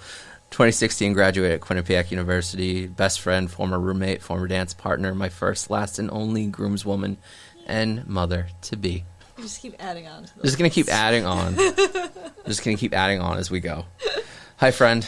Hi, friend. I'm excited. We've been waiting for this one for a year. Yeah. Yeah. It's almost been a year since we did the first one, too. See, and like, this becomes my gripe, specifically with when they split like a story into 2 parts. Is like, I don't want to wait that long. Yeah. Well, we're going to talk about that. Yes. But just to set our groundwork, remind us of the significance Wicked, the Broadway musical, holds to you. So this was the first Broadway musical that I saw that I would say like was not adapted from like a Disney movie. And definitely, like, to this day, still my favorite. But I also saw it at, like, just the right time, like, at the beginning of adolescence. Like, I was 13. I think it was, like, a birthday present from my parents. They were like, we're going to go see Wicked, and you can bring a friend. And so it's always held a very special place in my heart because of all of that. Nice. Now, this essentially being Act 2 of the musical, tell us, where does the story pick up? What is this film about? So they don't define exactly how much time has elapsed. I was going to ask you that because I wasn't sure when I rewatched this. Yeah, they don't really specify. The understanding that you're supposed to have is just like, time has passed. We are no longer school-aged people. And so it's just like in the aftermath, generally, of Elfie rejecting the wizard's offer to work with him.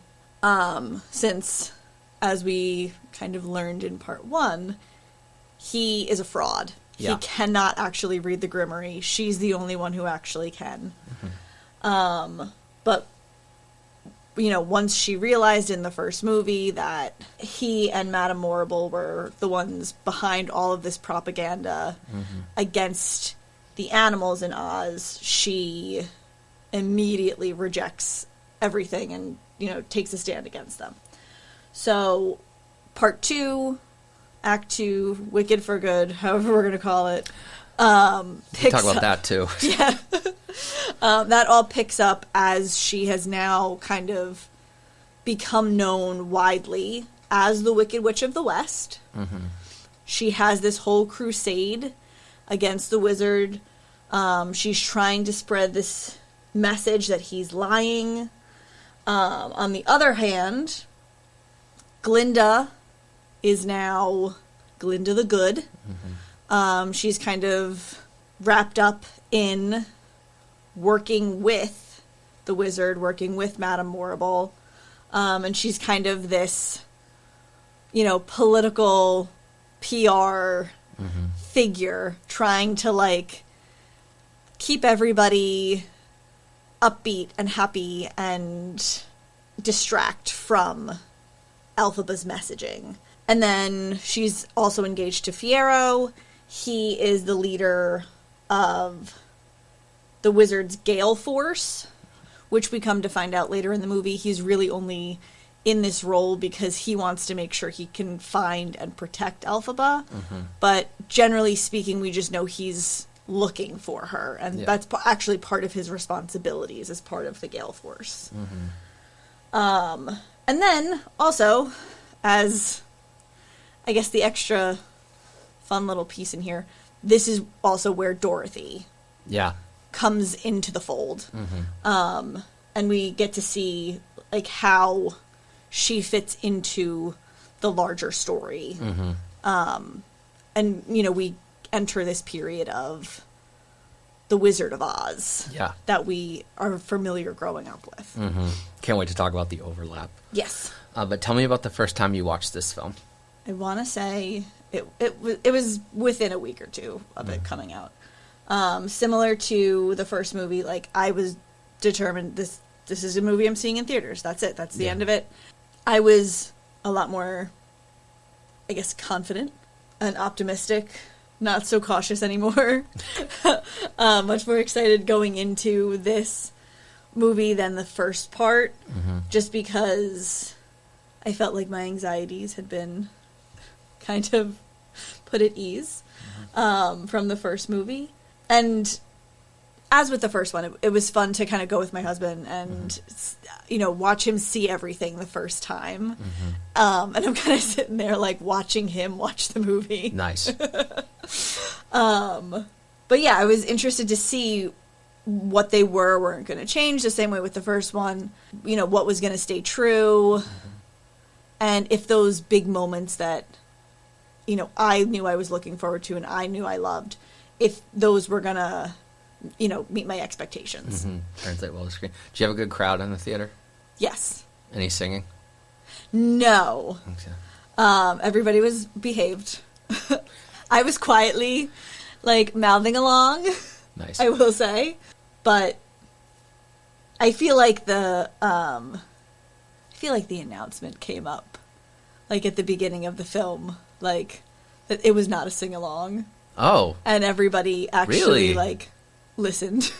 I didn't get that. Oh. It's funny. I was watching this on Peacock the other day, and there's a pre-show announcement, I guess, with Bo and Yang. And he's like, hey, you're at home. You can sing and do whatever you want. I'm like, okay. Yay. I didn't need to be reminded, but I appreciate it. Right. But yeah, our theater was pretty quiet, save for the opening scene. Once, they revealed Elphaba after she stormed, the construction of the Elba Road. We got, a lot of claps and cheers. Sure. I'm like, oh, okay. Superhero movie crowd. All right. Nice. And also, as I was watching that scene, I'm like, John M. Chu, do you want to direct a superhero movie? You could do it. I'm like, I have confidence in you. Yeah. But what really stuck out with you when you watched For Good? So similar to part one, For Good did a really, really beautiful job at building out the world of Oz visually. I know that John Chu, I'm trying to remember what movies he was thinking about for inspiration, but he, I think specifically was thinking about Steven Spielberg and like these big wide open shots. Oh yeah.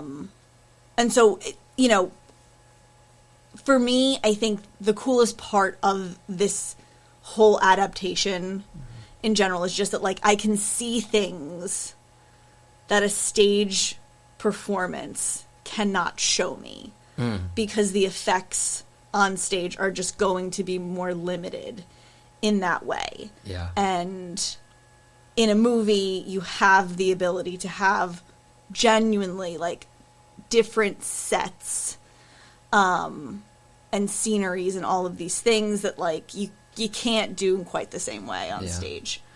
So, you know, being able to see a lot more of the palace, seeing the yellow brick road getting built. Yeah. And also, like, I don't know if you noticed, but the way that they were going about building the yellow brick road, which I think just, like, goes to show, I guess, like, how much they didn't think the project all the way through. That they were, like, painting each individual brick before they laid it. And it's like, what are we doing, guys? Yeah, and then, like, you have the animals, like, pulling the machinery, and then, like, other than, like, the colorful yellow brick road, like, everything around it's kind of a dump. Right. And it's like, all of this it's just not adding up. Yeah. But yeah, so it was really cool to see the world actually, like, built in front of us.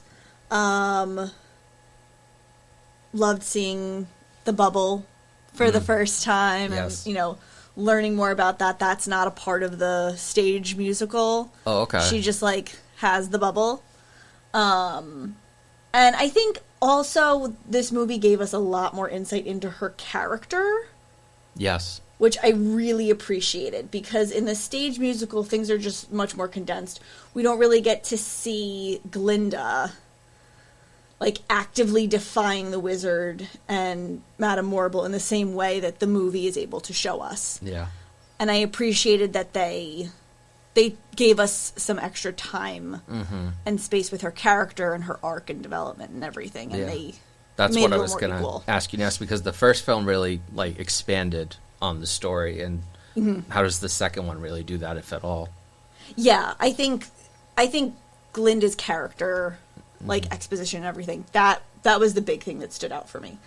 I think particularly in Act 2, we tend to come to view Elphaba as, like, the main character.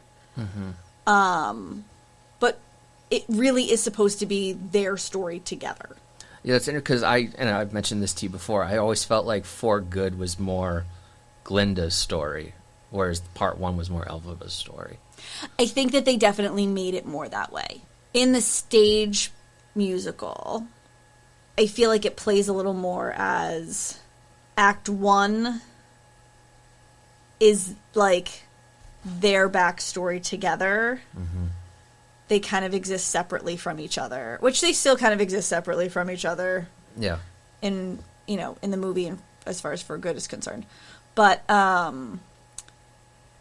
I think that in the stage musical, it focuses a lot more on Elphaba in Act 2 than it does on Glinda. Okay. And she kind of becomes more of a narrator, I guess. Interesting. In the stage performance. So it was really cool to see all of the personal growth that Glinda went through in this movie, getting a lot more insight into her actual inner struggles. You know, we have the new song, The Girl in the Bubble. And it was also just really cool at the end to see her, like, step into her power. Right. And her strength, and, you know, take full advantage of the fact that she is this public figure. She can affect change, and now she's going to. And honestly, even just, like, getting a little bit of extra exposure to her throughout the course of the movie. Yeah. You know, having her wedding actually be a thing that we saw. Yeah. Having her take part in the song Wonderful. Right. I heard about that because typically it's just the wizard and Elphaba in that moment in the show. Right. Yeah. In the musical, it's just her and the wizard. And it makes so much sense because Glinda's on their team in that moment. Yeah. It makes so much sense that she would be part of that. Yeah. Because if you're trying to still convince this person to join you, why wouldn't you have her friend take part in that? Part of me wonders if that was a logistics decision because Jeff Goldblum is not like the greatest singer in the world. Very potentially. Maybe. Sure. Not the worst singer in this movie. I'm sorry, Michelle. Right. I'm so sorry. But yeah. Yeah. And then I think we get to see a lot more of the animals, which is nice. In the stage performance, Dr. Dillamond is kind of just like the sole representation of the animals in Oz. So it was nice to see more of them, see how Elphaba's crusade is affecting all of the animals, see them actually being driven out of Oz. And then, you know, you have that other moment of the second new song, No Place Like Home. Yeah. Where Elphaba's trying to have this moment, you know, connecting with all of the animals that she is trying to work so hard for. Yeah. I do really love Elphaba's arc in this movie. And it's a tragic arc because she decides, like, you know what, if you say I'm wicked, fine, I'm going to be wicked. And she really leans into that in, I think, my favorite song in the movie, No Good Deed. Yeah.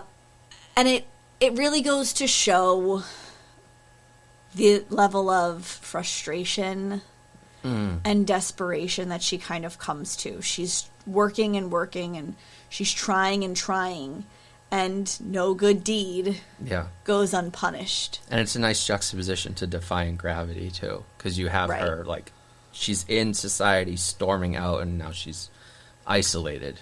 Right. Yeah. Yeah. And she kind of has this moment where she throws her hands up, and, you know, she feels, you know, as isolated as she appears to be. She thinks Fiero's dead. She's ostracized from society completely. She doesn't really have her sister anymore either. No major loss there. I'm sorry. I'm sorry. I don't like her. I'm sorry. Yeah, no. And you know what? I think that at the end of the day, it's just so unfortunate that Nessa was never really able to see the sacrifice that Elphaba constantly would make for her. And it's not her fault that she died. No. You know, obviously she ends up getting caught up in this bigger scheme. Yep. With the wizard and Madame Borable. But now Elphaba has nobody, and she's mourning these two people who were most important to her. She, you know, can't get to Glinda, and so she just kind of says, you know what, fine. Then I'm wicked. If that's what I'm going to be, then I'm wicked. And I think it also kind of speaks to Elphaba's impulsivity a little bit too, because at her core she is very emotional. She's not always level-headed. No, she she knows the difference between right and wrong clearly, but yeah, she lets her feelings run away with her. She destroyed the wedding and very impulsively destroyed the wedding. Yes. Yeah. Yep. And I guess, like, her ultimate decision in the end is a little impulsive. Well, I don't know how far we want to get into, like, behind-the-scenes stuff. Or, it's not even behind the scenes, really. Are we spoiling? Yeah, we can spoil it, because it's been a while. Sure. Yeah, she gets a note from Chistery, and Right. we don't know what it is. Right. And I don't think we're never really told what it is until John M. Chu shared it online. But it's essentially a note from Fiyero. Right. Yeah. Saying he's alive and stuff. Yeah. Yeah. I actually think, although in No Good Deed, she has this moment where she's supposedly resigning herself to, fine, this is who I am then. I think it's actually in the end, she has this moment of clarity and understanding, and she's like, I actually cannot be the person to carry this mantle anymore. Yeah. The system is broken, so I'm going to leave it. And accepting that based on the decisions that she's made up to this point, she cannot be the person to fix it. It's not that it can't be fixed, but she cannot be the person to fix it. And she has to trust that Glinda is going to, take up this mission and finish it. Right. And I think that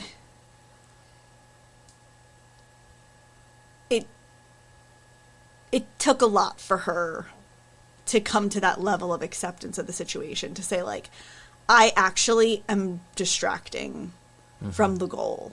Yeah. And somebody else has to be the one to carry it forward from here. Yeah. Good has to be more than just a word. Yeah. Yeah. Is there anything more you wish you saw in the film? Like if they expanded more, did they leave anything out? I'd be surprised if they left anything out.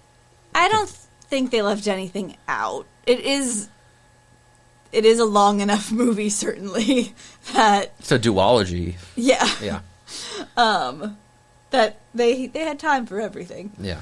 Nothing immediately comes to mind, I guess, that I wish I saw more of. I guess maybe, if anything, I wish there was a better sense of, like, okay, so, like, where are her and Fiyero going? But in the stage version of the story, it's the same kind of thing. Like, you see them walking off. You don't know You where. don't see them go to anywhere in particular. Yeah. So, it's all on par. Yeah. I kind of wanted a little more overlap with The Wizard of Oz. Okay. Mainly just because, if you don't know, fine, go leave the podcast. Box the Tin Man, Fiero's the Scarecrow. Right. These two are on this journey with Dorothy the entire time, and they don't realize who each other are. That's not grammar, right? Or do they? I don't know. We don't know. That's what do I they want ever to know. have a conversation together? Like, come on. Yes, that's true. I do wish that, having that background knowledge, that's who these characters are. Yeah. I do wish that, maybe I saw a moment of, them interacting where it was like... Yeah. Yeah. Hey. We're pointing at each other right now, Right. folks. Yeah. But at the same time, we have to remember that they're trying to preserve... The Wizard of Oz story. Well, yeah, but they're also trying to preserve the reveal yes. of Fiyero as Yeah. the Scarecrow until Yeah. the very end. I know. And I respect that, but you could have revealed it earlier, I guess. I wouldn't have minded. I'd have been fine with it. Yeah. I don't know. I do wish, and this is just from a viewer standpoint, I don't know how the budget was. I don't know how the visual effects would have worked. If we just saw a little bit more of their transformations. Oh, interesting. Okay. Yeah. Because Box is kind of very brief in cutaways and stuff. Yep. And Fiero's is just kind of implied. Yes. Because right. he's getting beaten up and you see the straw all over him. Right. And you see him get thrown up against the post. Yeah. Yeah. So that's just my little thing that I wish I saw more of. Right. Maybe it's not super little, but But I wish. yeah. I know this film is not very old. No, yeah. And only just became available on streaming like a month ago. Yeah. But any repeat viewings? There was like one, probably. Okay. I own it. Oh, good. So I'll keep viewing. Since you opened the door, own it digitally or physically? Digitally. I bought both of them like as they came out on Prime. Cool. Which I assume means I'll have them forever. Sometimes I get worried with the stream. You should buy a Blu-ray. I could. Yeah. I could. I have a Blu-ray player. Yeah. I could do that. One downside, and it's a common thing that I'm noticing with a lot of Blu-rays from like certain studios, like they'll play all the bonus features after the movie. Oh. And I'm like, I don't got time. I want to scratch my disc, but I don't got time. Right. I got things to do. Right. So I just needed to see the movie, and then I could go back to the rest of it later. Yeah, if I want to learn more, I'll learn more later. Right. Okay. All right, so you watched it a few more times, but not enough. Yeah. Not enough. I'm still going to keep this part in. How do you think this film is a reflection of your tastes in movies and stories? I mean, I love a movie musical. Mm-hmm. I always will love a movie musical. I love a good message, for sure. And like, it's fun. Yeah. But also, there is that deeper meaning behind everything that's important. Yeah. I know, and we're going to overlap a lot with part one, but any characters you particularly relate to? It's interesting because... Does it change with part two for good?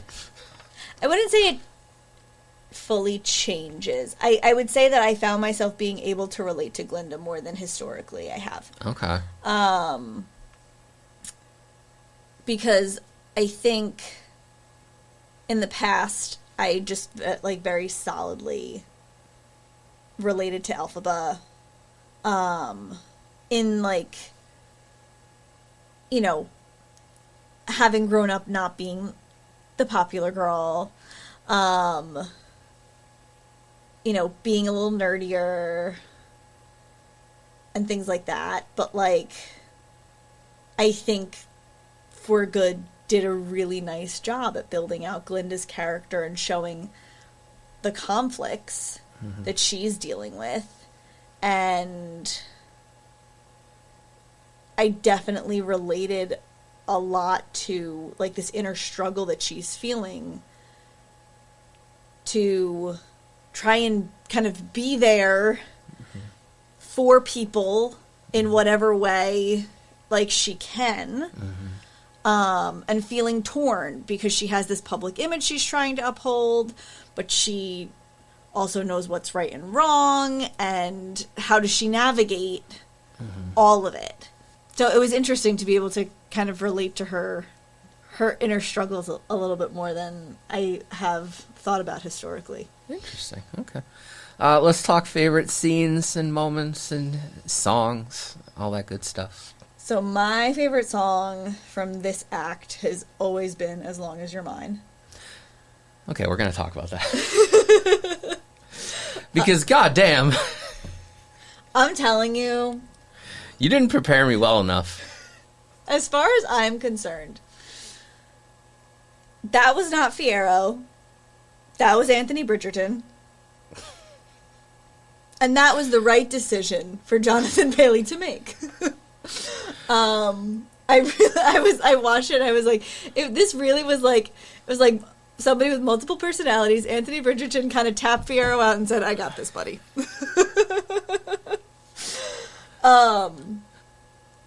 Amazing scene, amazing song. They did such a perfect job with it. Their connection was beautiful. Yeah. It's always been one of my favorite songs. It's always been one of my favorite scenes. And it just, I don't know. Yeah. Solidified in my mind. Jonathan Bailey was the right choice for Fiyero. He is great. Yes. But yeah, I kind of went, whoa, and clenched my metaphorical pearls. Well, and actually, it's interesting because in the stage performance, it's a little more physical, I guess. Not that, like, not in, like, a racy way, Okay. necessarily, but, like, they're holding each other a lot more. Okay. And singing directly to each other a lot more than they do in the movie. In the movie, like, it starts off with Elphaba kind of almost singing to herself, like, what she's anticipating, and how, like, she is trying to wrap her head around the fact that, like, this is even where we've come to. And you don't get that in the stage version. Okay. It's just them, like, coming together, realizing that they always should have been together, and kind of reasserting to one another, like, as long as you're mine, then it doesn't matter anything else. So, Yeah. that's definitely my favorite. I also, for sure, need to give a nod to the song For Good. Yeah, it's kind of ruined my YouTube searches because I'm like, no, I want the song. Right. I'm not trying to search for the whole movie. Tears. Yes. Yeah. Yes. So bittersweet. So beautiful. Really, like, encapsulates the friendship and the bond between Elphaba and Glinda, especially in the context of them knowing that they're about to go separate ways and potentially never see each other again. Yeah. To the point that Elphaba initially kind of tricks Glinda into thinking that she's dead. Yeah. Just in case. Because she doesn't want Glinda to try and look for her. And she wants to make sure that, you know, Glinda moves on. Which I don't know how well people know this, but in Wicked, it's a rumor that water melts and kills Elphaba. Right. And in The Wizard of Oz, it's very much, yeah, no, that kills her. Right. But in the true story. Yeah, in the true story, quote unquote, as we're calling Wicked, in both the stage musical and in the movie, there's this trap door. Right. And she kind of, quote unquote, melts into it when Dorothy throws the water on her. And I'm trying to remember now. I need to see the stage musical again. I think it's coming to Boston in like a year. Amazing. So, yeah. I'll buy my tickets. Okay. No, you'll buy our tickets. Yes. We will all go. Yeah. I feel like in the stage performance, Glinda is not there at all Okay. when she melts. That makes more sense to me because I'm watching the movie and I'm thinking, you've known this girl like since school. Do you really think water kills her? Right. Has it never rained? Yeah. You've never seen water touch her ever? You were her roommate, surely. Right. Yeah. Surely you must have Bathed? seen her. Yeah. Yeah. Like, she must have said at some point, I'm going down the hall to take a shower or something, you know? So yeah. But as we know, in the movie, she kind of locks Glinda in the closet, and Glinda is led to believe that she has melted, and therefore she takes the story to, you know, everyone else in Oz and says, she's melted, she's dead. Yeah. Apparently that was improvised between Erivo and Grande. To lock her in the closet? No, like the part where like it's like a half shot where they're both like crying on the door. Yes. Yeah. Yes, Yeah. I did hear that. Wow. Also, just John Powell did incredible with the music in this movie, but that moment, like of the melting, the music is incredible. Yes. Yeah. If there was a way to give a best adapted score Oscar. Sure. Like, give it to him. Yes. Yeah, I think I go in between. Well, no, I go in between three songs. Okay. No Good Deed. Sure. And I was gonna say No Good Deed and March of the Witch Hunters. Oh, interesting. Yeah, Ashley's like, please stop listening to that. Like, that is a very angry song. It is an angry song. But it's a bop. And more lately, I've been gravitating towards Wonderful. Yes. Yeah. That's kind of, it's kind of like a sneaky... It's a sleeper. A sneaky song, yeah. One of my favorite lines from the musical in general comes from that song. Okay. A man's called a traitor or liberator. A rich man's a thief or philanthropist. Yeah. Is one a crusader or ruthless invader? It's all in which label is able to persist. Right. There's a lot of fun lines in that song. Yes. And I think that line in particular really hammers home, or like drives home, this notion that public perception really is everything. Yeah. Who's telling the story? What label is actually able to stand the test of time?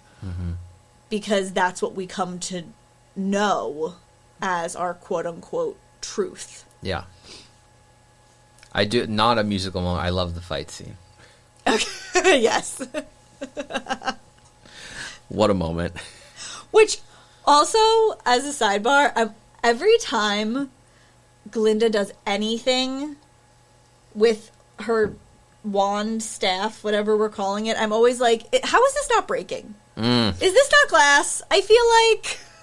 I'm sure Madame Morrible gave her like a practice plastic one. Sure. Maybe it just sounds glass. Yeah. Thoughts on the two new songs they added in? The No Place Like Home and Girl in the Bubble. Meh. Okay. From a practicality standpoint, I get why they're there. We need to make a feature-length film. Act 2 is shorter than Act 1. Gotta add some content. Fine. Yeah. And again, like the exposition that you get from Girl in the Bubble, great, love. And I think, as with every adaptation of anything ever, like the creative team behind this adaptation wants their opportunity For an Oscar nom. and like to make their mark and to say like, these are the creative liberties that we took, and this was our version. They're fine. Yeah. I couldn't for the life of you remember a line from Girl in the Bubble. No. That's the thing. They won't stick in my memory and in my heart forever. But No Place Like Home is fine. It's kind of like, it's a little tongue-in-cheek. I'm like, oh, No Place Like Home. And then it's ruined by that stupid lion. Coming in. Being like, no! Talking nonsense. Don't listen to her. Side note, I love how it was supposed to be this big, like, mystery, like, who's playing the lion, who's voicing the lion, and then a week later, oh, it's Coleman Domingo. Right. I'm like, oh, okay, we were guessing. We were having fun. Right. But Love him. Love the guy. Yeah. But, like, come on, I was having fun. Right. We gotta spoil everything now? We couldn't actually keep it under wraps until it came out? Alright, fine. And again, some overlap from part one. Some of the more important messages or themes to the film, in your opinion. Yeah, I mean, the misinformation, propaganda, disenfranchisement of minorities, this us against them mentality that, like, we just generally see in our world so much, especially right now. Yeah. All very important themes and topics for us to be talking about. Yeah, I think they've become, even a year later, more important. Yes. Absolutely. The scene at the train station really comes to mind. Yes. The scene with all the animals in cages really comes to mind. Yep. Yeah, make of that what you will, listeners. Yep. Absolutely. Mm-hmm. I one more of my favorite scenes I'm going to share, and I'm being very petty in sharing this scene. I think you already know what I'm going to say. It's when a certain house falls on a certain character. And my wife could attest to this. She saw me smiling in the theater as I saw it coming. Oh, Chris. I'm sorry. She was really mean for the first half of that movie. She was really mean. Yes. And you know what? I think in the first film, you sympathize a lot more with Nessa. Yeah, for sure. You want her to have her independence. Mm-hmm. You recognize that, like, she's in love with this guy. Mm-hmm. And you want her to be able to have happiness and all these things. It all goes downhill. Yeah. If there is a wicked witch, it is Nessa. I just want to clarify to the internet. I have gripes with the character and not the actress. Yes. Okay? Melissa Bode is great. Nessa Rose is not. Right. All right. Moving on. Got it out of the way. Having seen both acts adapted for the screen, have your thoughts on the musical being split into two changed at all? I don't remember what my thoughts originally were, for being honest. Okay. But that's why I asked. I think that content would have gotten lost if it was only one film. I do think that. And so I definitely appreciate how much they were able to expand the story by splitting it into two parts. Mm-hmm. That all being said, you know, as we said at the top of the podcast, I wish we didn't have to wait so long in between. Particularly because this is a story that I'd like to think, for the most part, like, the people seeing it were already familiar with, so they're like, what? Why are we waiting? Like, because I already know how it ends, so just give it to me. Let me watch it. Yeah. But I can definitely appreciate the need, let's say, for it to exist as two standalone things. Yeah, I hope, like, Hollywood doesn't take the wrong lessons and splits every musical going forward into two movies. Yeah, it's not necessary for everything. Yeah. I know it's like the trend now. Like, oh, like, let's turn the last Harry Potter book into two movies. Let's turn the last Twilight book into two movies. Right. Let's turn the last Avengers film into two movies, and so on and so forth. But anyway. What are some things you think For Good does better than Wicked, and vice versa? It's definitely a lot more grounded. Mm-hmm. It's a lot more serious. Which makes sense, because we're not students anymore. We're adults. We're not at school, and the stakes are higher, and we need to take things seriously. I think that part one did a better job at, like, staying true to all of the source material, you know, meaning the stage musical. Yeah. But part two did a better job at kind of addressing where, like, gaps might exist and filling those in and building things out. Yeah. In ways that the stage musical was never going to be able to do. Okay. That said, how do you feel about For Good being shut out at the Oscars this year? It's rude. It is a little rude. It's very rude. So rude. I think, like, and I feel like there were nominations for the first film for costume. It won costuming, and it won a different one. I don't remember. And so it's just, like, in my mind, at minimum, like, we should be nominated for the costumes again. Yeah. The costumes were still amazing. Mm-hmm. But also, like, we had these powerhouse performances, and we shouldn't pretend that we didn't. At least Ariana Grande, I thought. Yeah, and honestly, from a directorial standpoint, like, John M. Chu did a really good job at walking the line between, like, expanding where he could expand and honoring what needed to be honored. Like, and I think that deserves credit. Because there's a lot of problems that audiences often have with adaptations of things in general, because it's not what we want it to be, and it's not true to what to the stories we know, and like I feel like it deserves credit. Yeah, that he did as an amazing job as he did walking the line. Yeah. I have to check. I don't know, like, what the rules are very specifically for a movie that was... I don't know if it was shot all at once. I think it was shot all at once, and then it was split into two, but I do wonder if, like... That is kind of what deterred voters away.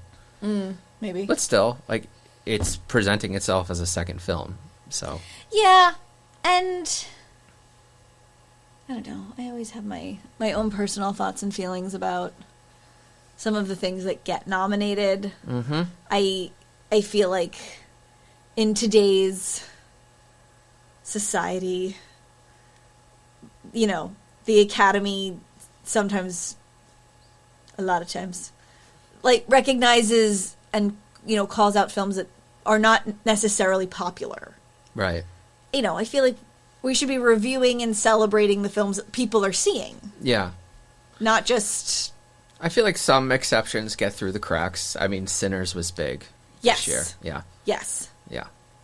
I know you probably haven't seen it. No. No, it's scary. I don't like scary. Scary things are scary. Yeah, but it's very good.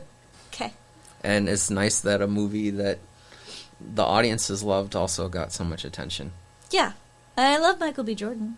Yeah, he's great. I can't watch the scary things. Yeah, that's fun. Okay. What are some of your favorite pieces of trivia or fun facts on the film? So first of all, hopefully we all noticed Fiero's eye color changing. No, I didn't. Okay, so in As Long as You're Mine, he sings about how Elphaba has him seeing through different eyes. And you actually kind of see a change, I feel like, in that moment of them going from blue to brown. But also, if you watch the film back, you will notice that once he is the Scarecrow, his eyes are fully brown only. All right, I'll watch Whereas the movie again. if you watch part 1 and the beginning of part 2 and everything, he has blue eyes. And I remember when I saw his blue eyes the first time, I was like, why is Jonathan Bailey wearing colored contacts? This is not necessary. Okay. Because his eyes are brown. But it makes sense that they did that. And they very purposely did that. Okay. So that was kind of a cool little trick that they did. Also, as people may or may not know, the singing was recorded live. Oh, okay. I did not know that. This was something that actually Ariana Grande and Cynthia Erivo insisted on. Okay. And the sound mixer for this film was the same person from Les Mis. Oh, okay. Because I just reminded me about Les Mis because they sung live. Yeah. So it was very important to have him on board, given that this was such a big priority for them. Nice. So yeah, that was a cool, fun fact to find out. I like the little detail of when Bach as the Tin Man gets kind of like emotional, like you see steam coming off of him. That was a nice little thing. Yeah. And also I do find it, I kind of love it that like when the wizard is like telling, the quartet from the Wizard of Oz, like, go kill the Wicked Witch and bring me. You see his fingers drumming on the axe. I'm like, wow, okay. Yeah. You got an axe to grind. Okay, Bach. I'm like, dude, chill. Right. It's like, you are alive. Yeah. Just Yeah. put it out there. That's why him and the lion get along. They misconstrue their misfortunes. Yes, absolutely. Yeah. Where would you like to see the story go from here if they do take it anywhere else? So, like, first and foremost, we don't need this to be a franchise. Okay. That's number one, and I think we should get that out of the way. The story is the story, and it's very okay to just stop here. Sure is. But if they were to insist on making it a franchise, I guess I'd like to see, like, the continued character development for Glinda. Mm-hmm. If there's anything to be had with Elfie and with Fiyero, then great. Mm-hmm. But we have this moment in the song For Good where Elphaba says to Glinda, look at you, you can do all I couldn't do, so now it's up to you for both of us. Mm-hmm. So I think it would definitely be interesting to see Glinda continue with that work as we get to start her, as we get to see her start to do at the end of the movie. I would not be opposed to actually seeing her get to train, like, as a witch and use the grimoire and all of these things, because, you know, we get to see that little moment at the end where the book opens for her. So it's interesting to think about how she's always had this goal of studying sorcery, and she's, you know, could actually learn it now. I think that's as far as I'd take it, though. I know there's a lot of other books that they could pull from. I know there is a book with Elphaba and Fiyero's son. That's fine. I don't need to see it. Sure. The only thing I would see, and I don't even think it could be a full film, is just, and this goes back to what I said earlier, what we didn't see from The Wizard of Oz. Like, sure, what was going on with Dorothy, Bach, and Fiyero and the lion, while, like, we were with Elphaba and Glinda. Right. Also, how's Dorothy getting home? Such a good question, because never ends with that girl. Like, we have the moment, we know, where, you know, she clicks her heels together. Yeah. We can only hope that because Madame Morrible is still there, that Glinda essentially, like... Oh, I like that. You know, and that was my understanding, I feel like, is that Glinda kind of said, like, okay... Go deal with that. Right. Get her home now. Okay. You brought her here. Yeah. That's good. I like that. Yeah. So, yeah. And also, the slippers are not magical, really, in this story? No. But, again, assuming that Glinda kind of... Right, just, like, click your heels. Gun to Madame Morrible's head. Yeah. Was like, okay, I'm going to go tell her to do this. Yeah. Like, for the image, you know? When she does it, you're going to send her home. Deal? Yeah. It just makes me wonder back to, like, the castle. I'm like, damn, Dorothy, just take the shoes off. Right. Why are you keeping them? Why is it that important to you?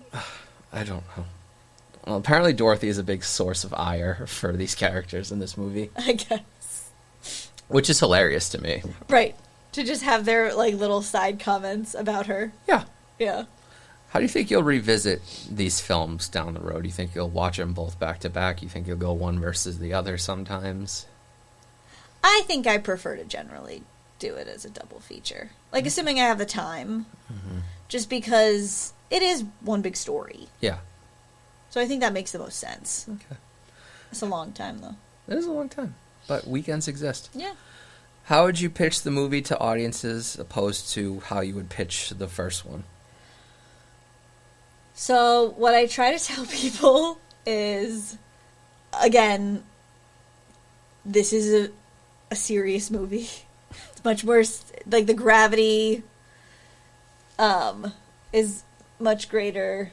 Yeah, it's a more serious film than the first one. So the music's still amazing. The story is still fantastic. But I remember walking out of the theater with my husband and him being like, part one was more fun. And I was like, all right, well, it's not just supposed to be fun. We're not in school anymore. This is an actual serious message that we're trying to get across, and there's like actual inspiration that we're trying to instill in people for change and all of these things and doing good. But yeah, that I think that's an important thing to prepare people for is it's going to be a lot heavier. It's going to be a lot more emotional. It's not as fun all the time. There are still fun moments, though. Yes. Yeah. There are absolutely still fun moments, and there's comical moments that still happen, but Act 2 is the heart of the story, and it drives home the message. So you have to go into it prepared to hear the message. Okay. If you could connect a thread from Mary Poppins to Wicked, what do you think you would do? Or what do you think it would be? In terms of just like your general like tastes and stories and stuff. I guess that both films have kind of both stories have kind of similar symbolism, I guess, and like hidden, like the way they go about like their hidden messages, and the way that they like go about teaching the audience the lessons that they seek to teach. Sorry, I threw a curveball. It just came to mind. I don't know. Probably easier to ask you now, though, when you have like 4 movies to connect down the line. And last question: why does Wicked and Wicked for Good matter to you? Well, obviously, we had to finish the story. Yeah. So, like, that matters. First and foremost. It's very practical. Yeah. But I think it all, like, one of the things that this movie does a great job at, and these movies in general, they show you how friendships grow, how friendships change, the importance of persisting in the face of adversity to, affect change. But they also show the consequences of our choices. And I think it's really interesting that at the end of all of it, Glinda is the one who has to take up the mantle. And partially, it absolutely is because the same way she sang about in Popular, when we think about celebrated heads of state and especially great communicators, the defining trait of these people is that they're popular. Right.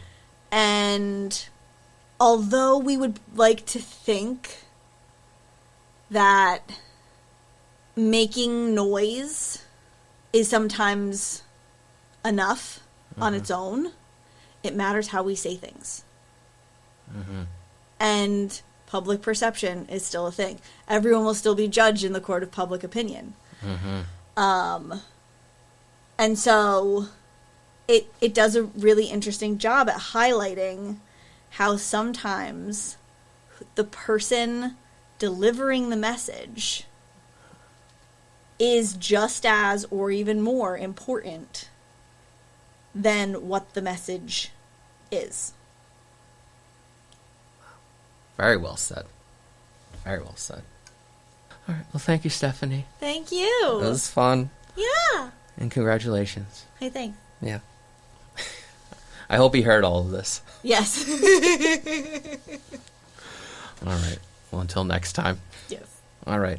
Folks, thank you for listening to another episode of Movies That Matter. If you'd like to get in touch with me about the show, you can reach me either at Gmail or Instagram at Movies That Matter Pod. Don't forget you can find the show on YouTube and Spotify. You can also be my friend on Letterboxd at Chris Loves Films. My last 4 watches were The Prince of Egypt, which, ironically, I also watched before we recorded the last one. Great movie. Also, Steven Schwartz. You know what? Yeah. Of course. What a guy. Of course. Yep. And then The Sword and the Stone, The Green Knight, and Wicked for Good. Folks, the real world is scary. Don't forget to love each other. And when life gets too scary, immerse yourself in your favorite movie or piece of media. Don't worry about box office numbers or Rotten Tomatoes scores. Watch what you love. Entertainment is subjective, and that's not a bad thing. Until next time, this has been Chris Flaherty with Stephanie Azzarello-Giglio. Thank you for listening to Movies That Matter.